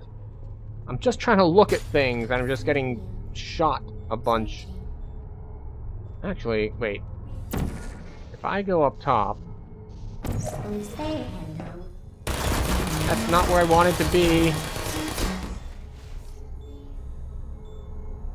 I swear I didn't actually jump through that portal.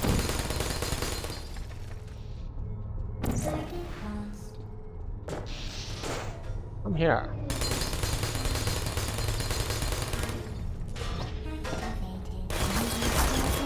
Let me pick up the thing.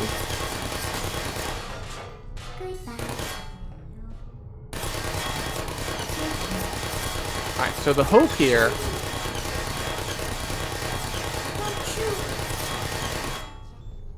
is that he kills this guy to my left. Resting.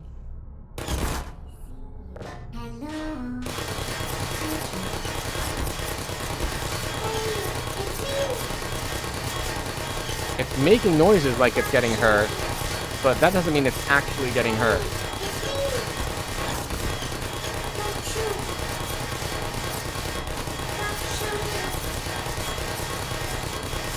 This doesn't feel like it's the correct solution, though.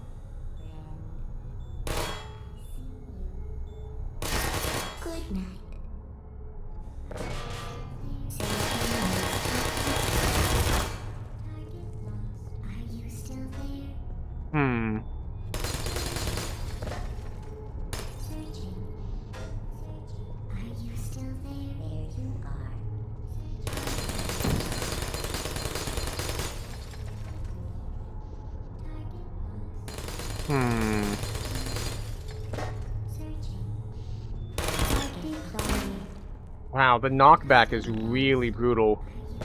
I just tried to walk up long enough to, like, just drop that there. And he just shoots me and I get knocked backwards. Like, I can't put portals there.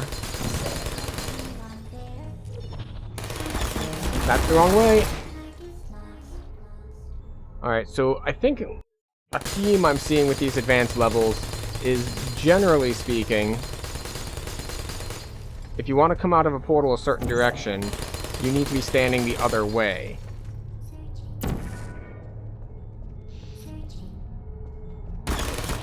What?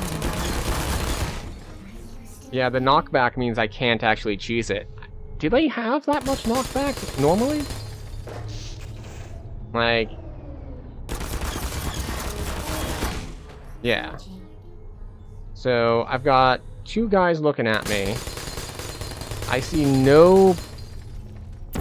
There's a portable surface to get behind one. Give me the cube.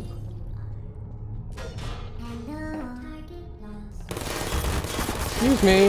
Excuse me. Thank you.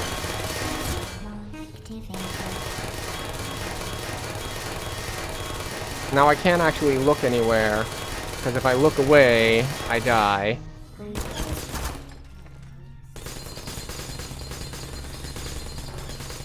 Okay, so all of these guys are also in cages, so we can't get around them.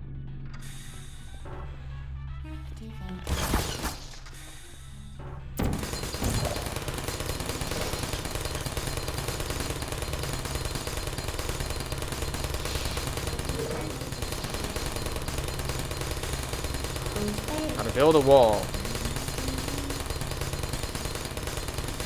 Yes, I do see chat, in fact.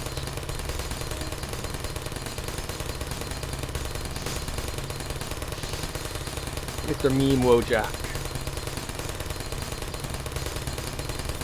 Must be morning in Kazakhstan, I believe.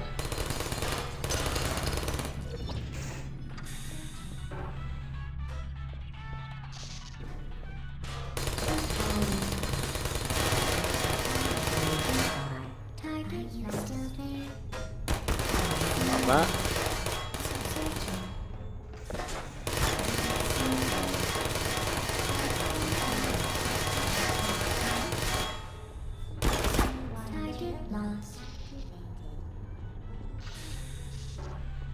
Okay, we're gonna push this in front a little bit. Are you still there? There we go. Stop that. Where are you from? No, I am from the east coast of the United States, so it is getting pretty late here. Alright, so we need to get in there. Drop something on the button.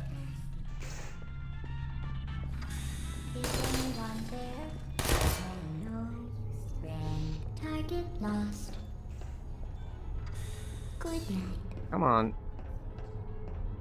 See if we can. Mode activated.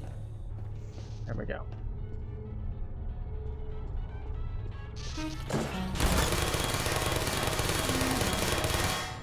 Super annoying.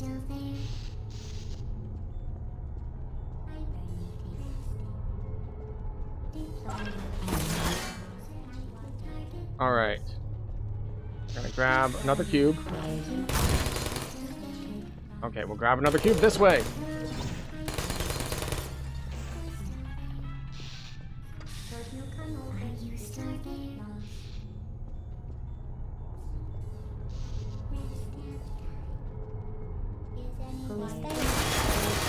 Why can I not move? Okay. Your hair looks like a Finland or Estonian guy. Interesting. I don't believe I have any ancestry from either of those places. So, I have a variety on one side of my family. I have a variety of, like, English and Irish ancestry. And then on the other side, I have a little bit of Eastern European, like some Slovakians.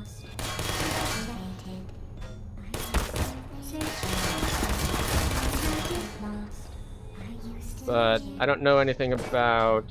Is it possible to complete? No, it is not. It is one of the challenge levels, so it is expected that it will be much more difficult than others.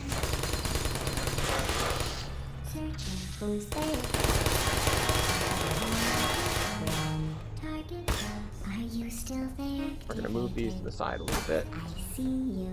Yes, I know you see me. Are you still there? I've already messed this up. Are you I am still here, but I'm trying to not get shot. Searching. Sentry mode activated. Nap time. Drop that. Gun. There you are. Searching. Okay. 3 more. Sleep mode activated. Hello, are you still there? Deploying. Hello. Run away. Okay.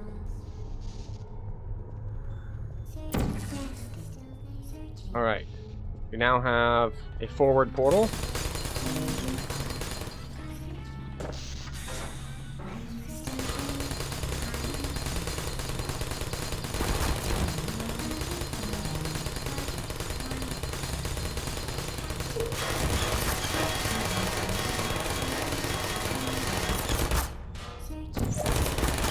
Let me through. Let me through. I need to get through this blue thing. And my own shield is blocking me. Okay. So, I can't be holding this and still go through it because it is too big. There we go, okay. Alright, okay.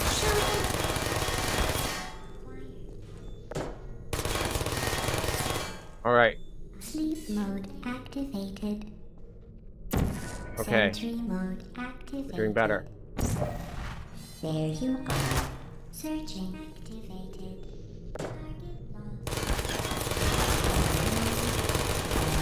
Are you still there? Are you still there? Alright, we made it. Not impossible to complete. Just very, very annoying. Alright. But the challenge levels, that is 4 down, 2 to go.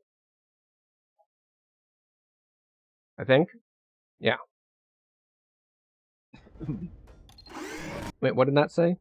The companion cube is now a ball, and activating the catchers is more complicated. Companion orb. That is going to make things significantly harder.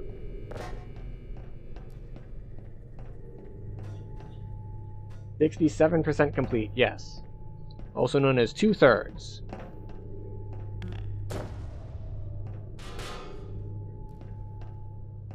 And yes, I am aware, haha meme number. Although that is the youth's meme number. I am older, so today, at least in American date readings, is the more fun for the elder adult meme numbers. That being 69. Of course, if you're in Europe, as you said, or pretty much most places that aren't the US, this would be 9/6. So it does not mean quite the same thing. Oh god, it's bouncing everywhere.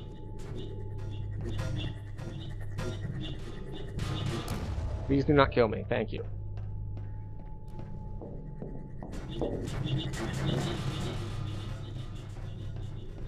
Run away!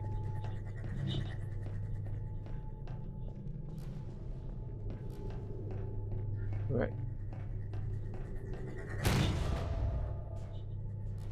I got shot from behind.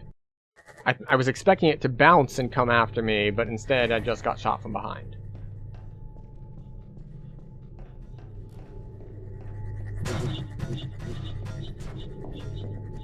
Alright, it's bouncing all over the place. And it blew up. Excellent. Now we need to save our precious cube from going anywhere. I'm not sure how that's karma, but it might be. I've never been an expert in philosophy. Right, so, we have a variety of things that we can do. Get back here, orb! Okay. Let's see what our options are.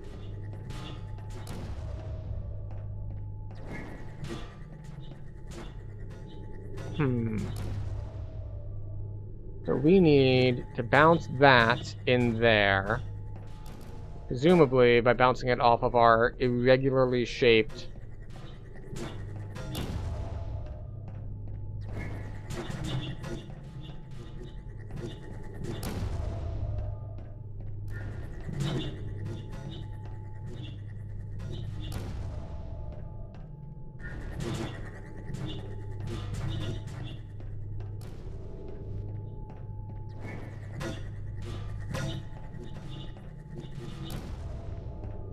Alright, so which way do we actually want it to bounce?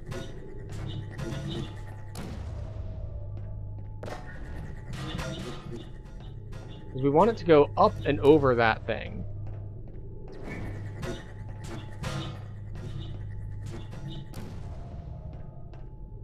Here-ish?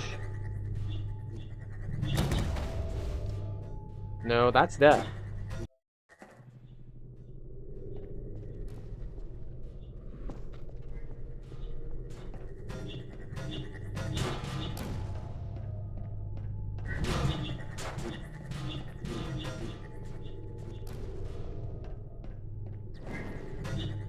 The thing is, normally I would be like here trying to solve the puzzle with like some sort of portal mechanic, but they have made this room unable to have any portals in it, which has me at a bit of a loss. Anything back here that'll help?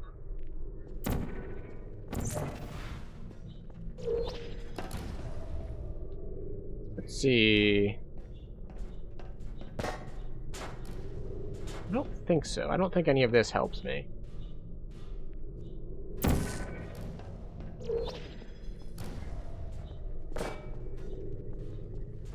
Maybe we'll try that one last. Try to put the ball here. Does it stay? It does stay. Excellent. We have ways of doing some of this stuff. Okay, so this needs to go that way. Orange portal here. And we need a blue portal where this thing hits, which is there.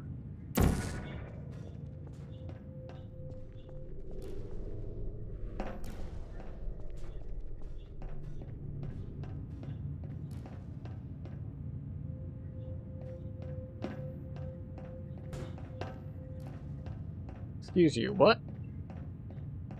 Oh no.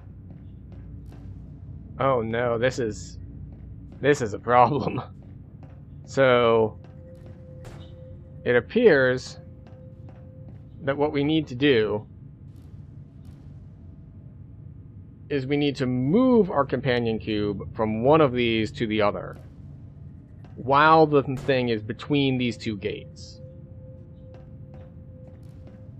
In the easier version of this room, you could step on one of these.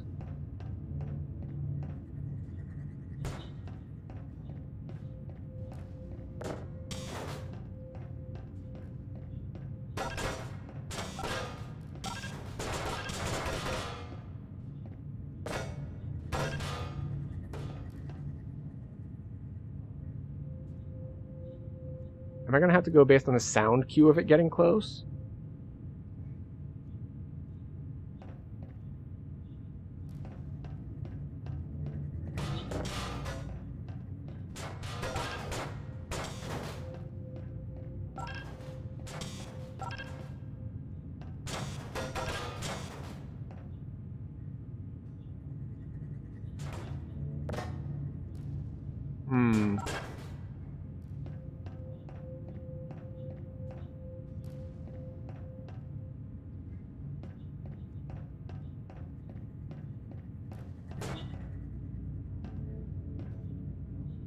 Alright, so we're going to try to listen for it.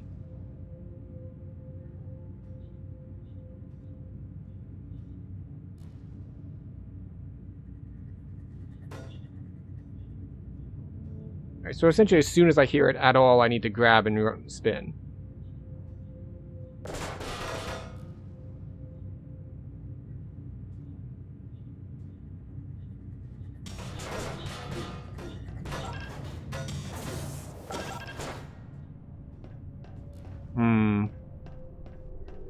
This one may be beyond me.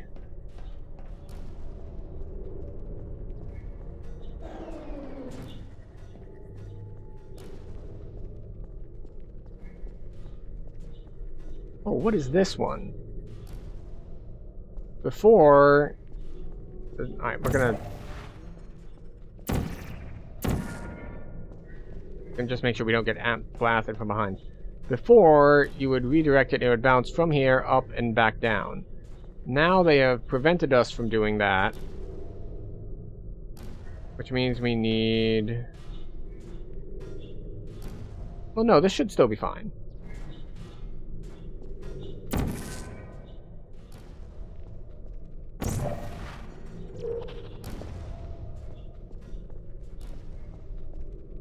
We just need a blue portal there, and an orange portal there.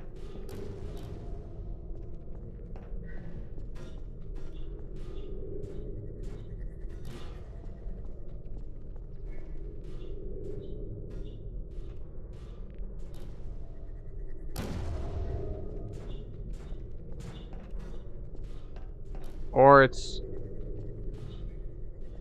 bouncing around somewhere.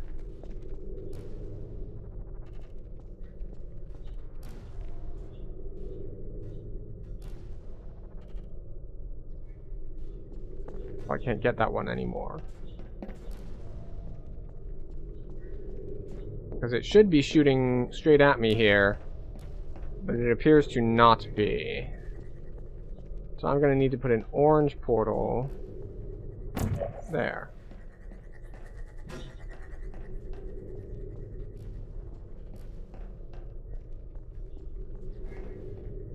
And then that goes through there.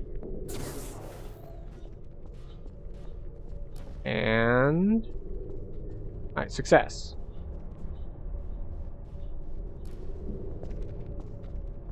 Wait, why is this one lit up?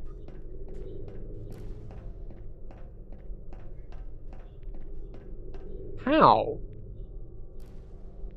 Somehow, one of them bounced in here.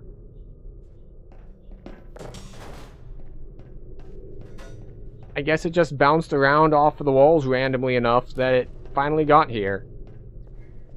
Which means that leaves us with just this one.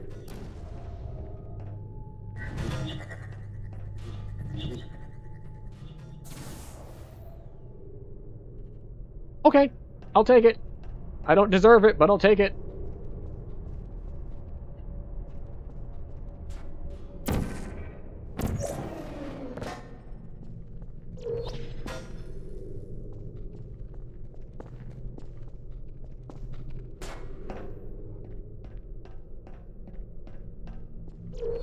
Okay.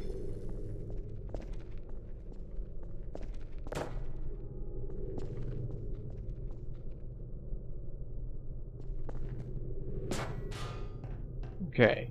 So we still have our orb with us. Alright, you stay over here for now. You stay nice and safe in the corner there, companion orb. No, don't roll to the edge. I said don't roll to the edge. Thank you. What do we have? We have a fling set up where I apparently need to get through this small window.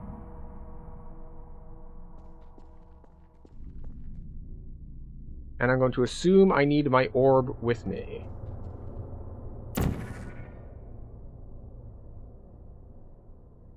Let's see. So we are here.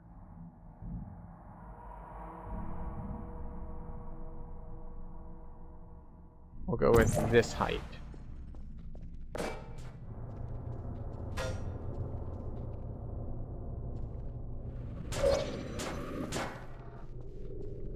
Excellent.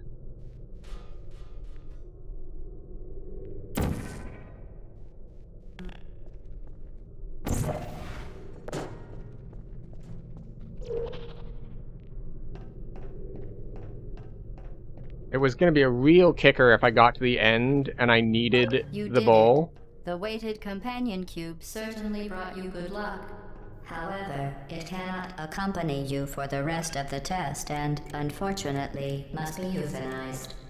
Please escort your companion cube to the Aperture Science Emergency Intelligence. Yay! So we did make it. With a lot of just dumb blind luck. Beat all 6 Portal Advanced maps. What is with the achievements? Why are they, like, ahead of me? Because I've definitely only done 5 out of 6. But it's giving me credit for all 6.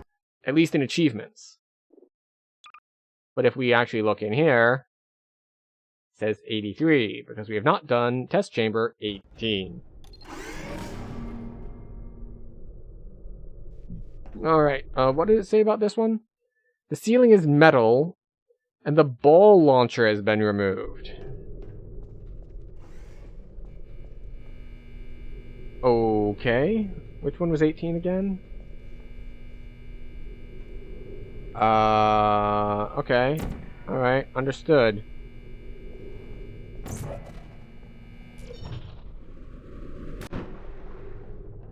Not as understood as I had hoped.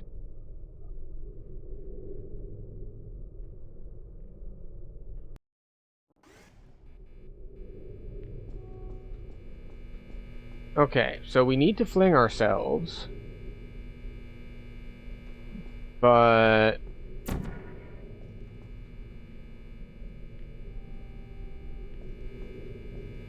we can't drop in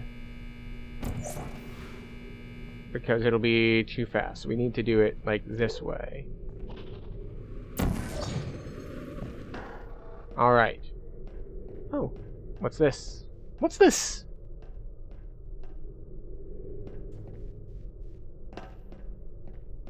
Okay. Let me move.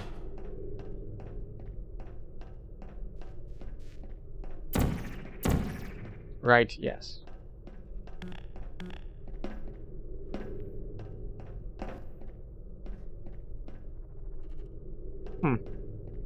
Okay, so we managed to throw ourselves from there to over here. Now what do we have to work with? We have Death Pit.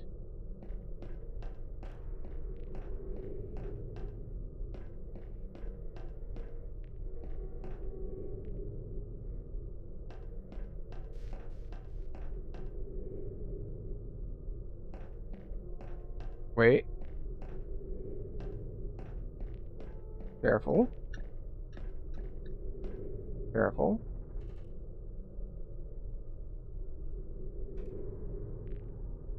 Let's see if there was a lineup here anywhere, but looks like no.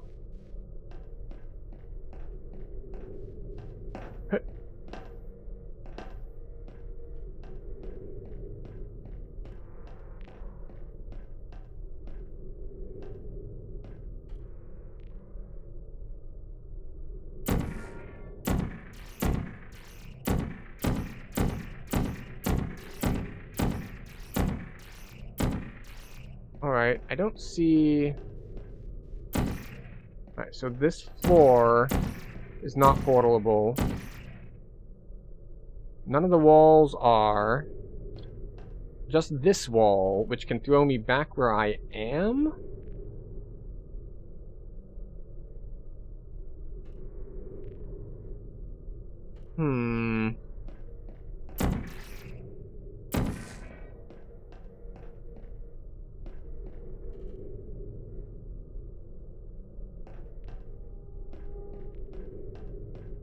Is there a way to get this momentum, translate this direction? I'm not seeing one. Yeah, Death Pit.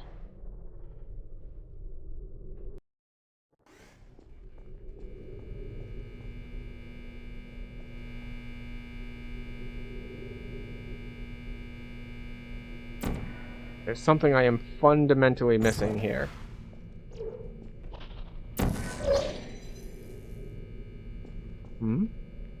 Ah.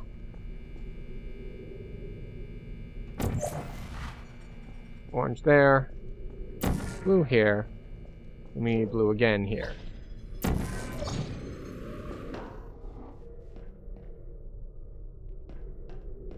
I just don't see any mechanism to get up there. Unless there's a hidden trick in here, and this is supposed to be an out-of-bounds map. In which case, maybe we go with that. I don't see anything up there.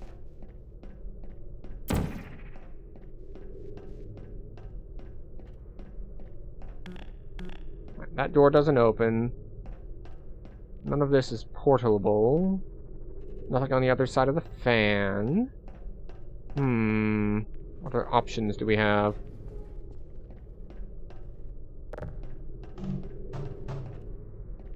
Let's see. Any portal ready surfaces down there? No. The hole is just a hole. It is not a chance for glory, not this time.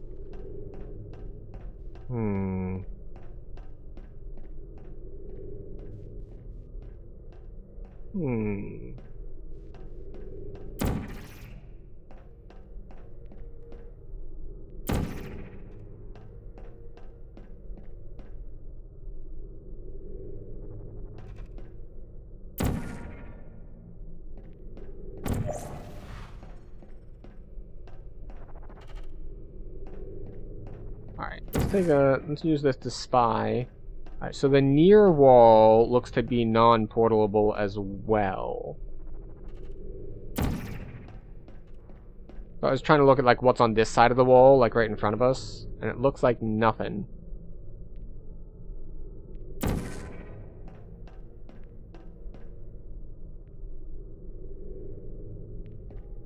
So I can't portal the ground that I'm on.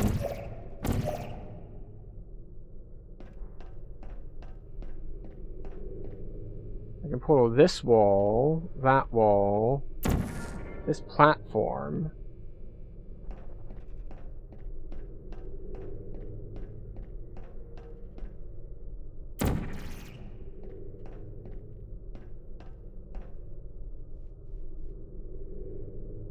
It can't be like some really tight angle like this, can it?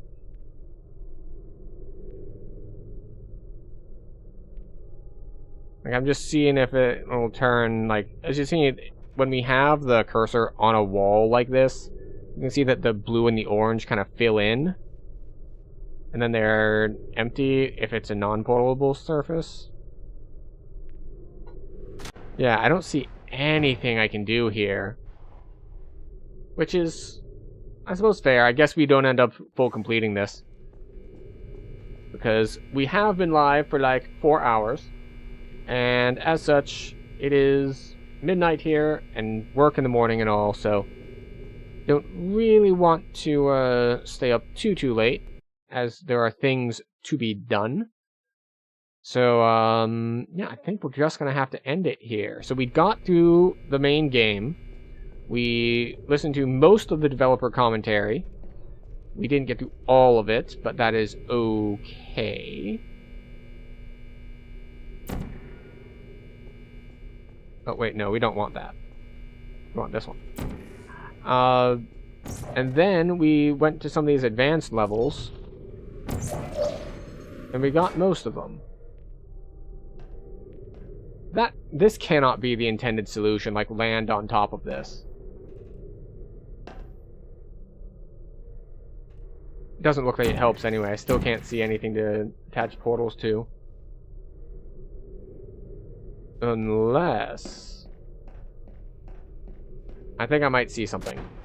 We're gonna hit snooze on the ads, and we're gonna try... I think I might have an idea. It is a dumb idea. Like, if this is the intended solution, I am critical of their puzzle design here for being a bit too obtuse.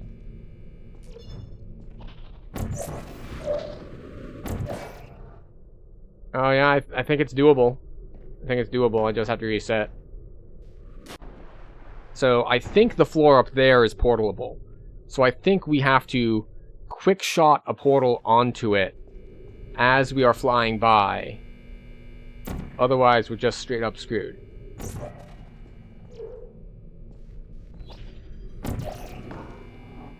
Why did that not go through?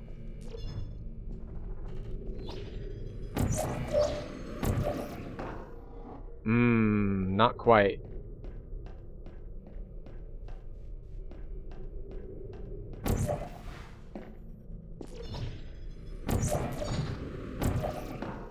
I need to aim more to the right.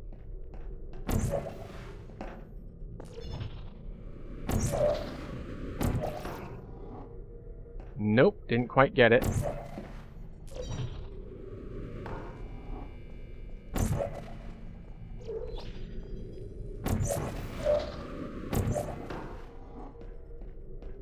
Alright, I think that's it.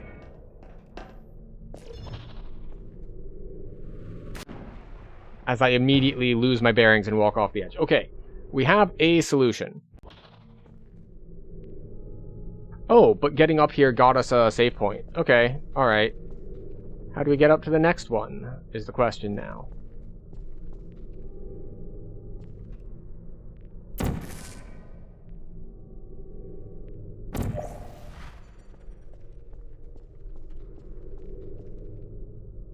But nothing on the ground.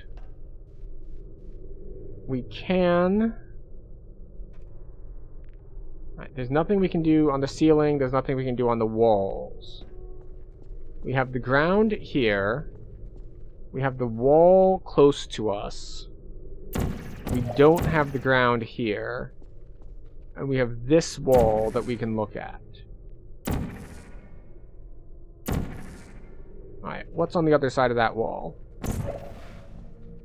Oh, that's not what we wanted.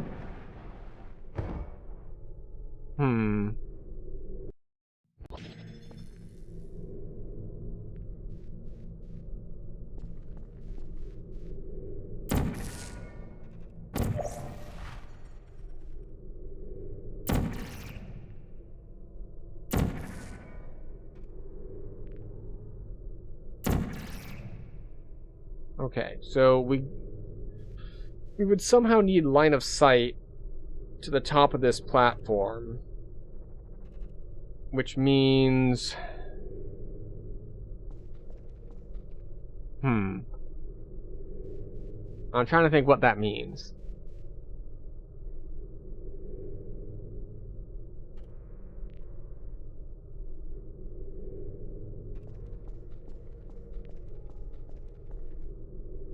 Alright, so there's nothing down here. Unless this ledge is meaningful.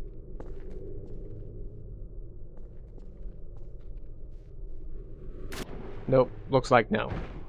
Alright, well, 83% complete, or 87% complete, or whatever it is. And we will call it good. So, sign off things. Thank you everyone for being here. For chatting, for lurking, for doing any of the things. If you have enjoyed your time here, feel free to like, comment, subscribe, etc., etc., etc. If not, that is fine too. We are enjoying our time here, and this was our first game of the week where we are doing games from 2007.